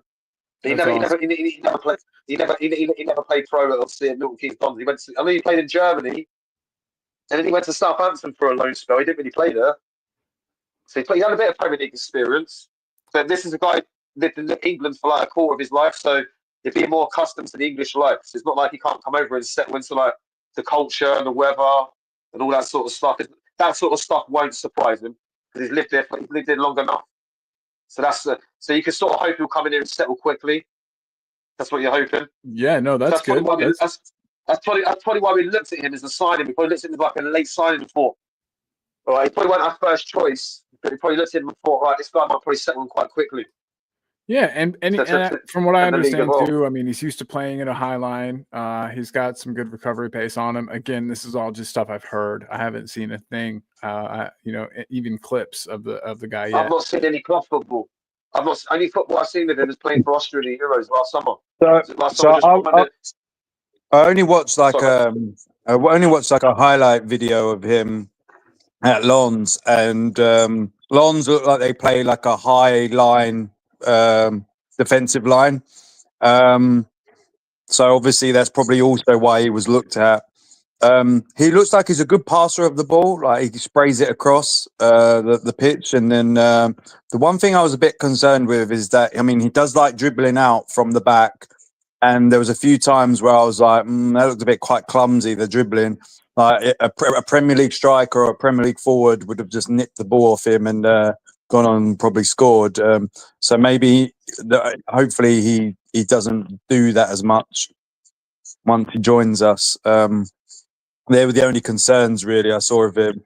But yeah, other than that, I mean, he looks like he's not scared. Like he likes having the ball. So he's not just like a strong defender that like just likes clumping people. Like he looks like he can play. He likes playing with the ball. Good deal. We need that, especially. I don't want to talk too much shit about Jackson, but it's not exactly his strong suit. So it's nice to have another defender whose strong suit it is. But guys, real quick, I don't have tons and tons of time left, but I wanted to ask both of you guys: do you think we'll bring in an attacking player before the end of the day tomorrow? Oh, mate. I don't know, because the only links I'm seeing is now as defenders at the moment, like another defender. So I don't know if we're going to go for another.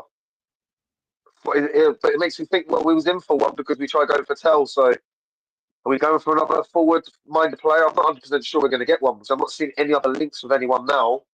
With less than just over 30 hours to go. Yeah. And unless there's some secret stuff happening behind the scenes that we haven't heard about. Yeah, I'm only seeing links out to a centre back. So I'm hoping that we're still after a forward player. Because we do look a bit light there still, don't we? Like Solanke there for another 5-6 weeks, another 4, at least another month. To be honest though, you can get away with buying your backup option in a defensive capability because they can still do a job. And you can probably still, if they still don't do a great job, you can still sell defenders on quite easily. If we bring in a forward and he's not our first option, which he's obviously not anymore, and he turns out to be shit, he's going to be hard to get rid of as well. So I'd rather it be a quality person or none at all, and then just wait until the summer, because I don't want to be bringing in someone I have to look up when it comes to an attacking option. Defensive option. You don't want to have the Danny Rose, these guys. No.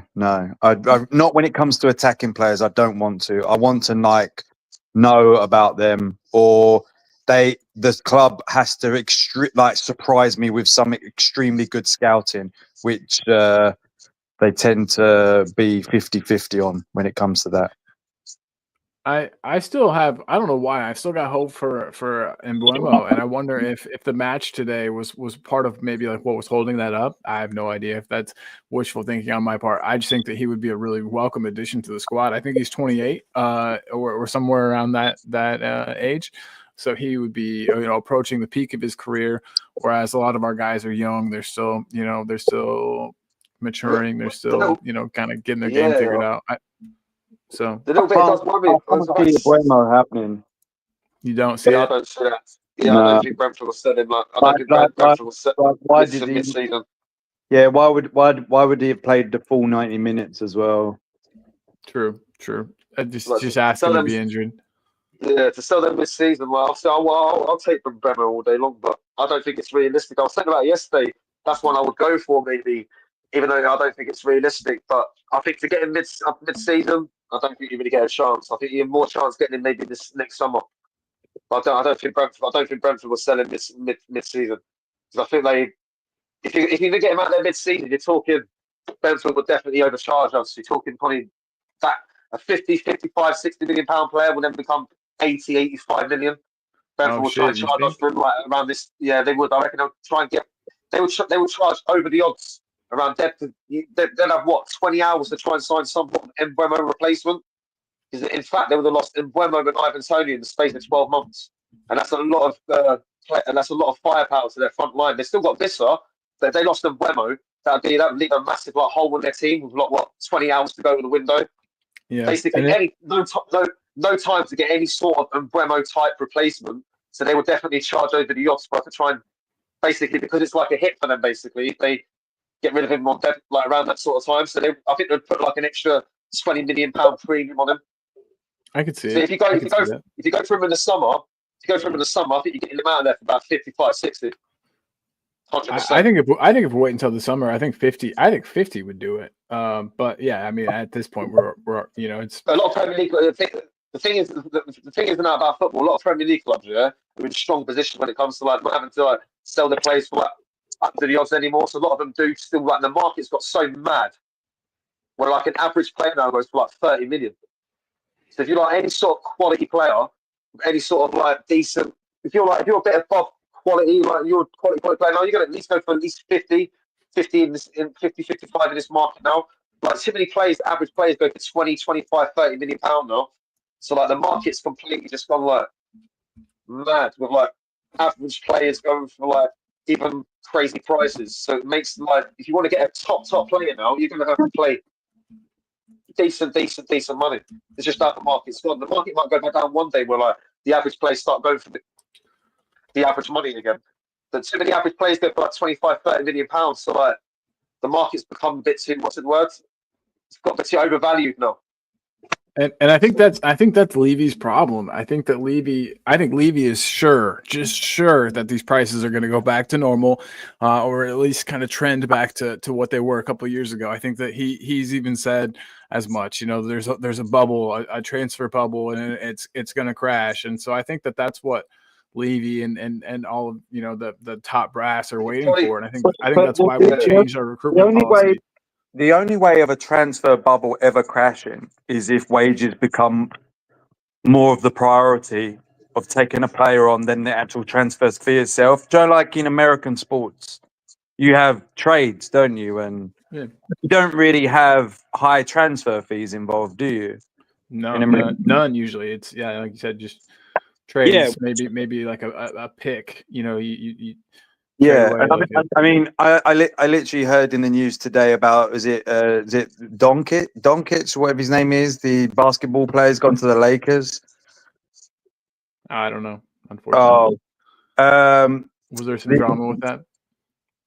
Well, I think it's considered a really high-profile signing. He's one of the best NBA players at the moment. I can't remember. Is that Doncic or something? I can't remember his name is. And that's the only way of a transfer bubble ever breaking in football is if wages all of a sudden become the main priority of how a club wants to do business. Well, that's no good for us either, though, because we don't like to pay wages. Exactly. So what Daniel Levy, if he's hoping that transfer fees will go down, they will only go down for a certain reason, and that will be because wages have skyrocketed. And you look at Aston Villa, what have they done? They've got they've got Rashford on loan now. Yeah. And they're paying, I've heard, 250 grand of his wages, which is Jesus. more. I think more than 2/3 of his wages they're paying. So he would be, if Rashford came into the club at He'd be 250 grand, a highest he's the paid highest player. paid as a loan player. And Daniel Levy would never even dream of doing something like that. So his hopes of transfer fees going down are, again, when people say he's a great businessman, I always have things to go back on with that. I always do. I'm not one of these people that even wants to give him that, to be honest. He's the son of a business owner who owned a clothing shop called Blue Ink. Blue Ink in the UK that consistently have closing down sales and they never actually close. So Yeah, no one ever believes that Blue Ink's ever going to close down. It's just a huge marketing tactic that they do again. We do it again, here. Yeah, and again, and again. But and Blue Ink is, I mean, I don't want to offend anyone. It is like the cheaper brand clothing that tries to kind of inside the shops almost market itself as if it's higher end. Obviously, everyone knows what Blue Ink is, so there's no point.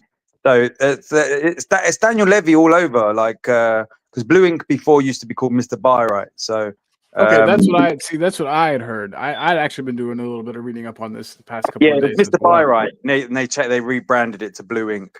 So that's the type of business owner he is. And also when they talk about a lot of the old fans, they're used to what the 90s and the 80s were, where, I mean, I know a lot of the history. So like obviously our previous owner before Sugar, he was a good chairman in many ways, but at the same time he spent money he didn't have. And he brought in players like Gaza, Waddle, who else? Lineker, like great players. But in the end, he needed to get rid of Gaza in the 90s because we just didn't have the money. And Alan Sugar took over. Well, he was the one that sold Gaza, and a lot of the fans from the 90s, they all blame Alan Sugar for the downfall of Tottenham. But the club was in disarray before that. And if anything, he saved the club from going into administration, Alan Sugar. And then Daniel Levy and Enoch came in, and they took Tottenham to a new level. But in my opinion, the Premier League went to a new level anyway. Every club that was a stalwart in the Premier League all of a sudden started spending more and more money. So when people, they give credit all to Daniel Levy for that, and all he did was spend the money, and Enoch did. All they did was spend the money that the club earned. They didn't spend their own money. I mean, that's quite an easy. It's an easier thing to do, spending someone else's money than spending your own. That's what investment managers do. Yeah, they're promised with the trust in spending someone else's money, so they can be quite reckless at times with the money, but also they need to be careful as well. It depends what type of person you are. And Daniel Levy did just enough so that we would never ever, we wouldn't challenge, but we would never get relegated. So when it comes to this whole transfer thing going down, he's just like he's not a great businessman. I'm not into this, the whole great businessman thing. Anyone else could have done what he did. I mean, yeah, I live in a country where the leader of the free world is a great businessman, and so I get that 100%. You know, it wouldn't be such a big deal. It wouldn't leave such a bad taste in my mouth if we weren't promised. We weren't promised that we were going to be able to spend with the big clubs once we got this new stadium built, once we got the new revenue streams coming in. But it looks like that was just us being lied to the entire time. Yep. That's my feeling. That's my point exactly. Like as well. Like I wouldn't be, and I think a lot of Spurs fans wouldn't be as fussed if we wasn't promised all these things. And also if the ticket prices and everything, merchandise and everything like that, like shirts, tickets, everything was so much cheaper. Like, why are we paying price? We're paying title winning prices for currently relegation football. And it's one of those things. Like, I can't even remember the last game I went to because oh shit, are Arsenal gonna? How has he missed a goal? Oh my god, I know the one who drug wide. God, that is so bad. I really Not even hit the goal. not to say that it's for gambling because I don't condone gambling, but I really need City to win this match. So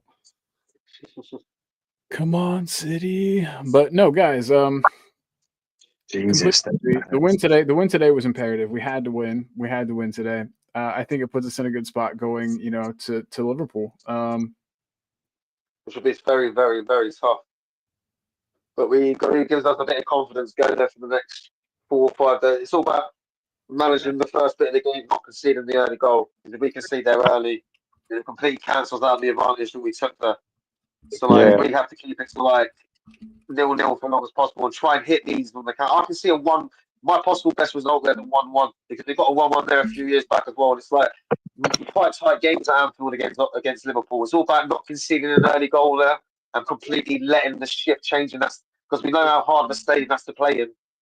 And if you let them get if you let them get the early goal there, the shift just completely. It becomes a very long night at Anfield for a lot of clubs. A lot of clubs have gone there with leads and struggled to handle it because of the atmosphere there as well. So it's like one of them games where going there with a goal going there with any sort of victory was vital because I would have been if we'd have gone there 0-0. I couldn't have seen us potentially winning that game to go through. Maybe it would have had to take us drawing it and then winning it on penalties to potentially go through. Yeah, I can see us potentially getting like a 1-1 there. That's the best result. I can't see us winning there though. Like if we go there and just try and play out for a win, that could be very. I don't want to go there and play for it all though. You don't want to be too playing for it all the way out because they ask for trouble, especially against this Liverpool team right now, man. This Liverpool team right now are, they've hardly lost this season, have they? I mean, that Champions League game the other day, which was second string squad, the Champions League match, and you look at it, people said it was they're already through, and they dropped the players because they had a tough game against Bournemouth at the weekend, didn't it? Bournemouth were in good form as well, and that was a tough away trip, and they went there and got the 2 win. They got the result to keep their momentum going in the league. So Slott's decision about dropping the players for a dead rubber Champions League game because they're already through turned out to be the right decision. That's what I mean. In a title race, sometimes you need to know when to do that and when not to do that, isn't it? And that's going to be Slott's.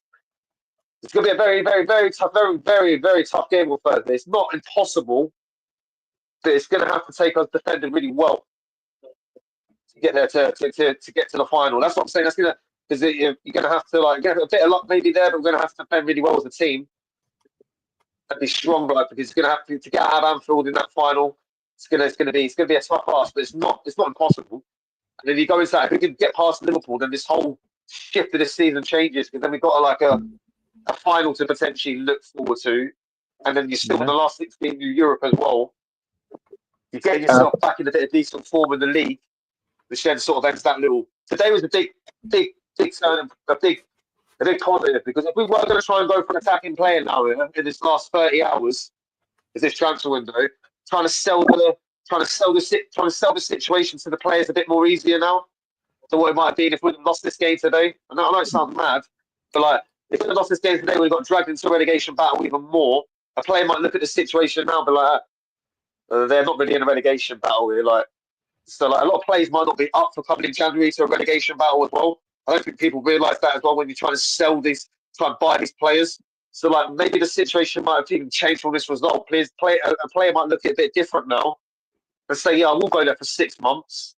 Because obviously, I was looking at it like this the other day. Well, these players that we were getting rejected by the other day, well, they had turned us down 4 months ago. We weren't in this situation. Like Good Tomori question. and Sam. Yeah. That's what I'm saying. So like, when you're Daniel Levy and you're trying to still get these players, you have to tell these players, yeah, would you have rejected me 4 months? This situation 4 months ago. This is very short term thinking. The mentality of some of these players rejecting these moves as well. Because it's like they're looking at Spurs now as a mess right now, yeah, and not looking at it as like. But Dan, You know what I mean? It's like do you Sorry, genuinely think? Sorry, I was just gonna ask you a question. Like, because in November, Ange said like, yeah, like Levy and Langer are looking at targets and they've got their lit. I mean, do you think they actually did any homework or anything? Do you think that even to me, all of this screams of doing your homework on your way to school, where it's due in that day? yeah, Man. lastminute.com. You're I'm just doing literally, the homework in the last second, yeah. yeah, you're literally on the bus, doing your artwork, scribbling your last drawing on the back of your bus before ticket. the last stop. Yeah, Yeah, before it gets off the stop before school. Yeah, literally, this is what it feels like. The scattered approach these last couple of days of this transfer window, where it's like he's literally gone and got 3 bids accepted in about literally 24 hours. It's very unlike Levy as well, like doing that like that quickly as well. Like you can tell he got panicky as well. This has been very unplanned. This transfer, this has not been a lot of planning in this window. So basically, they should have realised he was in an injury crisis from the moment the transfer window opened, and they should have got this like. When he got Kinski early in the window, I thought it was a good sign. I thought, look, they got the goalkeeper in early, save a little bit of pressure, and I thought this is what the rest of the window we might get at least 2 or 3 in by mid January, and then they'll be able to settle in. They won't have to go like scrambling the last 3 or 4 days for players. That was always what I didn't want to do: go scrambling for players in the last 3 or 4 days.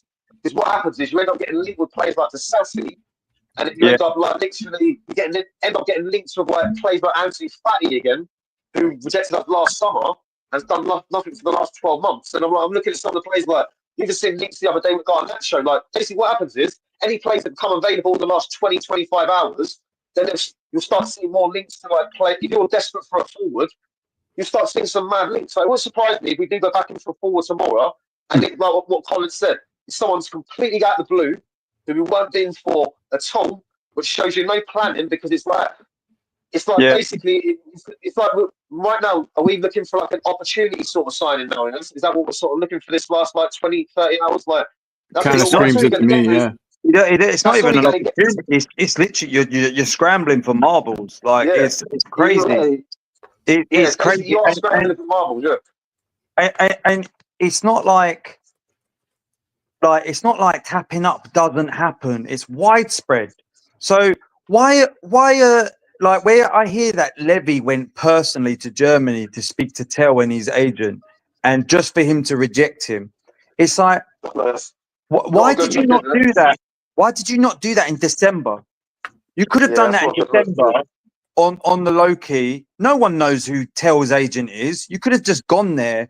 Like Daniel Levy could have sent someone. He didn't even have to go there himself and just say, look, how realistically does your player want to join us? Yes or no? Like, don't give me a yes or no answer. We're going to come in for you early January. And then if he's like giving you, don't know, like, okay, thank you for your time. We're moving on.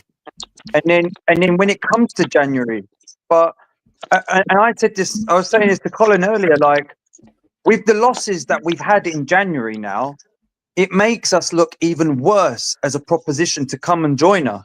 Like, if you're a player, like for example, if you're Sassy, you've just seen Spurs before this game, and you've just seen us lose to Leicester and Everton, who are relegation battling teams. Why would you want to join a team that is losing games left, right, and centre? And also, you know for a fact that Spurs went in for Tomori a couple days before you, so you know you're not even their first choice.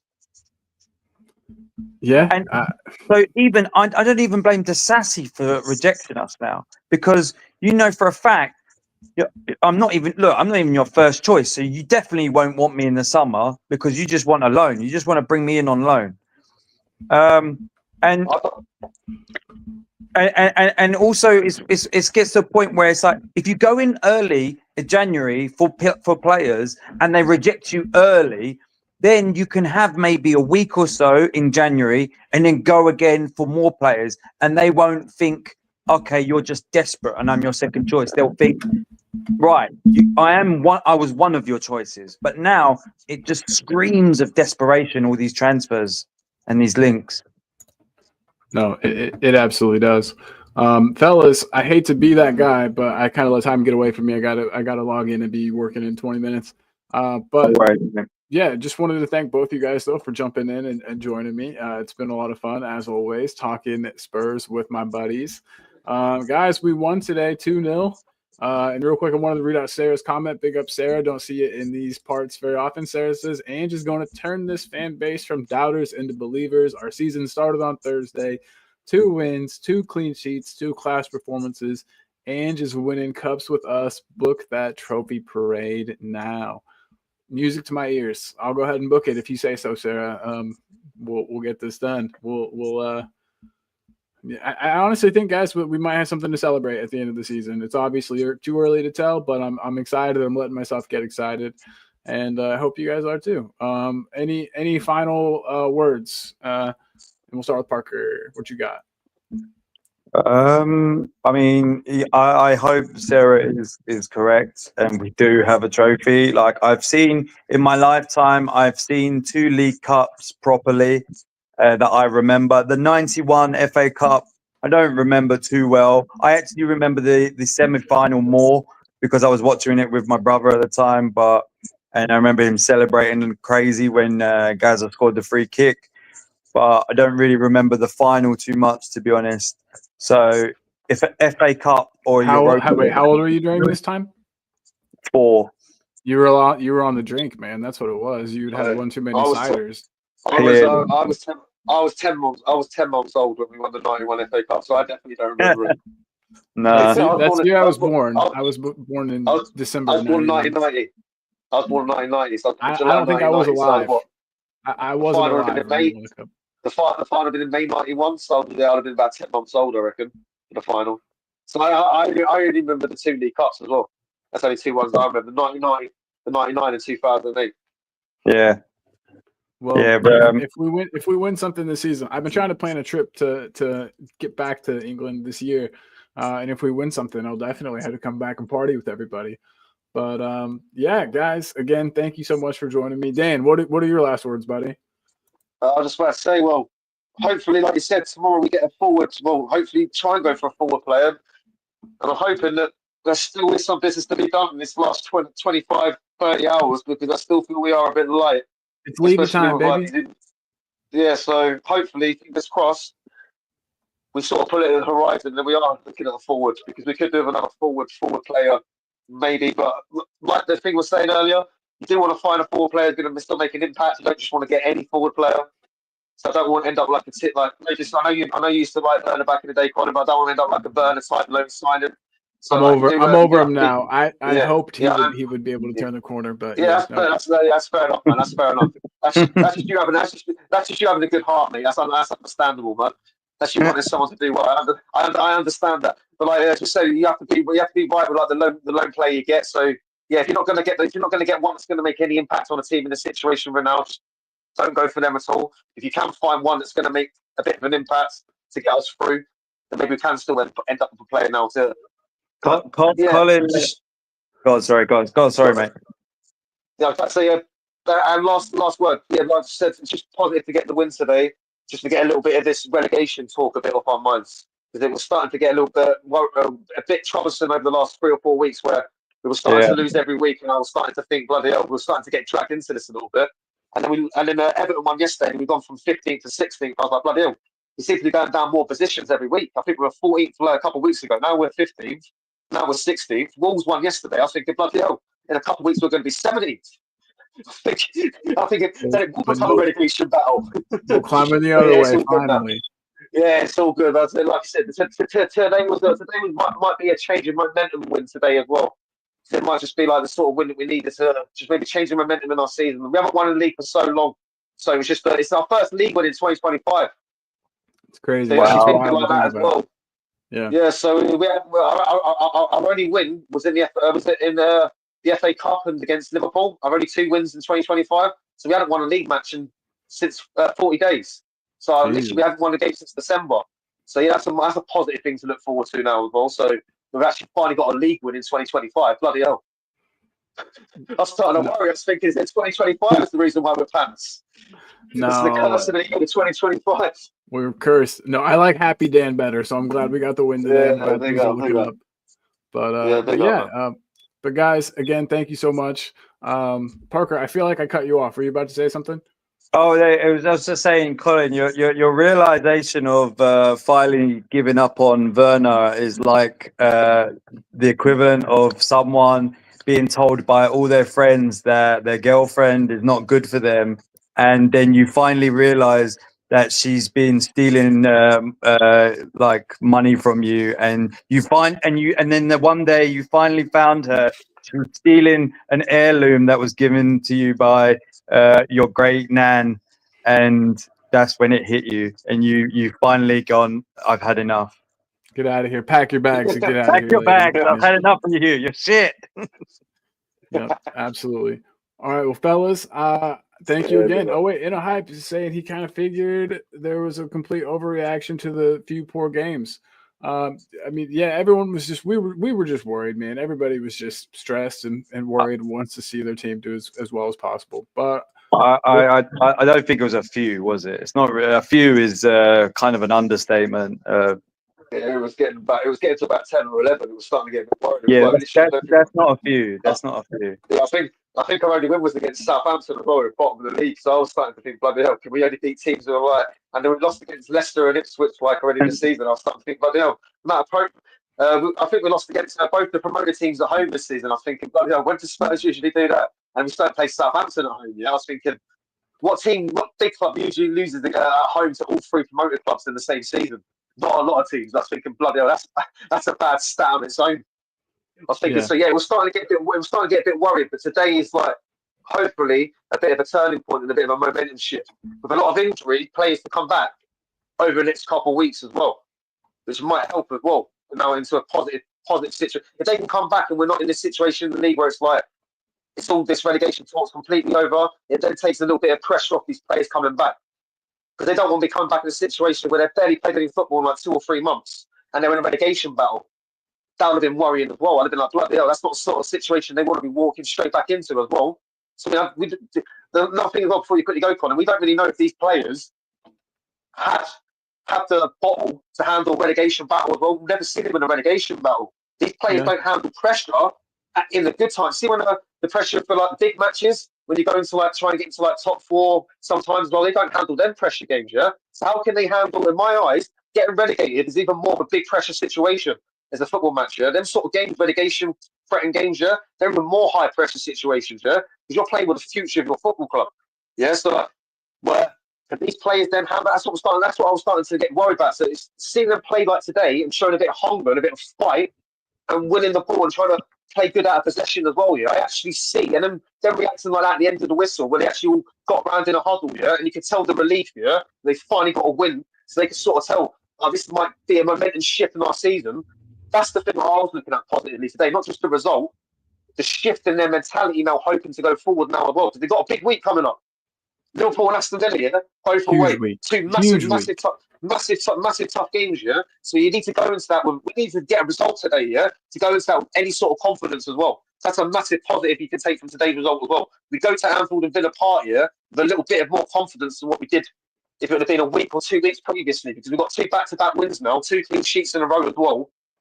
Ellsworth might not have been the best opponent, but still have 2 back-to-back clean sheets, which is not something the Spurs have done in a while.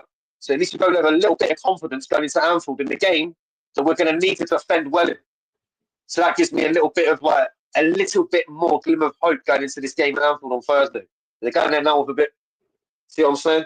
A bit of swagger, a bit more positivity going into this match now. I still think it's going to be a hard match. It's going to be really tough for us to get through. But I still think I look at it going in there like, now that did we save London today because he's going to play on Thursday? I hope so. I'm sort of fingers crossed, thinking Van der Ven's going to be safe for the Thursday match because we might need him up against like on the left side because Salah plays on the right. So you might need the pace up against Salah. So I'm thinking Van der Ven might be perfect for this Liverpool. But then you don't want to overwork him, and then risk him getting injured again. I think sitting him out today was perfect.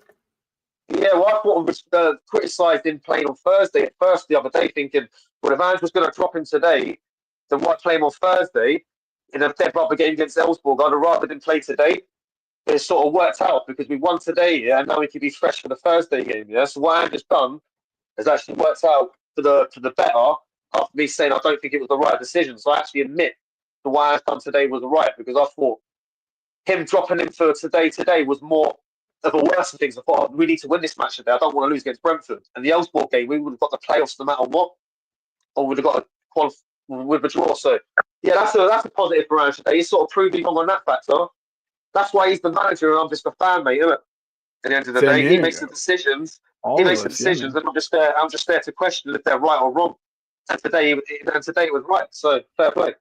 And long may it continue. All right, boys. Again, thank you so much for joining me today. And I will be messaging y'all on WhatsApp, and we'll do this again soon. See you later, mate. See you later, mate. Awesome. Big up, mate. Yeah, guys. And thanks to everybody who tuned in. Sarah in a hype. We got Elias was in the house. Big up Elias. Graham, Spurs GCTV was here. Jose was here. Let me get his link for everybody real quick. Guys, Jose, my man, is climbing up in the subs. If we could help him out, that would be lovely. Here's his link. I'll leave that up as I close out here. But yeah, again, guys, thank you so much for tuning in, everybody. It's been great. It's always nice to do this on the day of a win. We can all be happy and looking forward to things and not have to be so pessimistic and down and just pissed off. It's a nice way to end the weekend. So to everyone that tuned in, thank you so much. Please consider subscribing if you haven't. Hit the like. It all helps. And yeah, we will see you guys very soon. Again, thank you, everybody. And I can't thank you enough for being here. It really means a lot. So everyone, go to El Tel Cockerel. Make sure you've liked and subscribed and everything over there. And yeah, guys, again, it's been lovely, and I will catch y'all next. It's been on my mind, but don't worry, I'ma be fine, mama, don't cry. Yeah. Mama, don't cry. Yeah. Don't cry. Yeah. Mama, don't cry. Don't cry. I was just 1 year old when I died. AR's eye my direction. More than 40 shots struck my house. One of those bullets pierced flesh and released my soul. I know we can't control what is destined, but this is vengeance. Sacrilegious tendencies become weapons. It ain't right, guess that's just life. That's what happens when you fight back them demons and they keep screaming to release this aggression. Sometimes I question, why did I have to go, God? You said I'd be fine. How you forget to save me? I'm a baby. Hey, we need some time. I need to grow up taller. Need to raise my daughter. Need to raise my son when I'm a woman. We need men that raise good fathers. As I lay sleep on that couch, I dreamt the day that we be free. And we no longer mourn through song and help prolong our family tree. So grandma remember me as my story made the TV. It breaks my heart to break apart from you.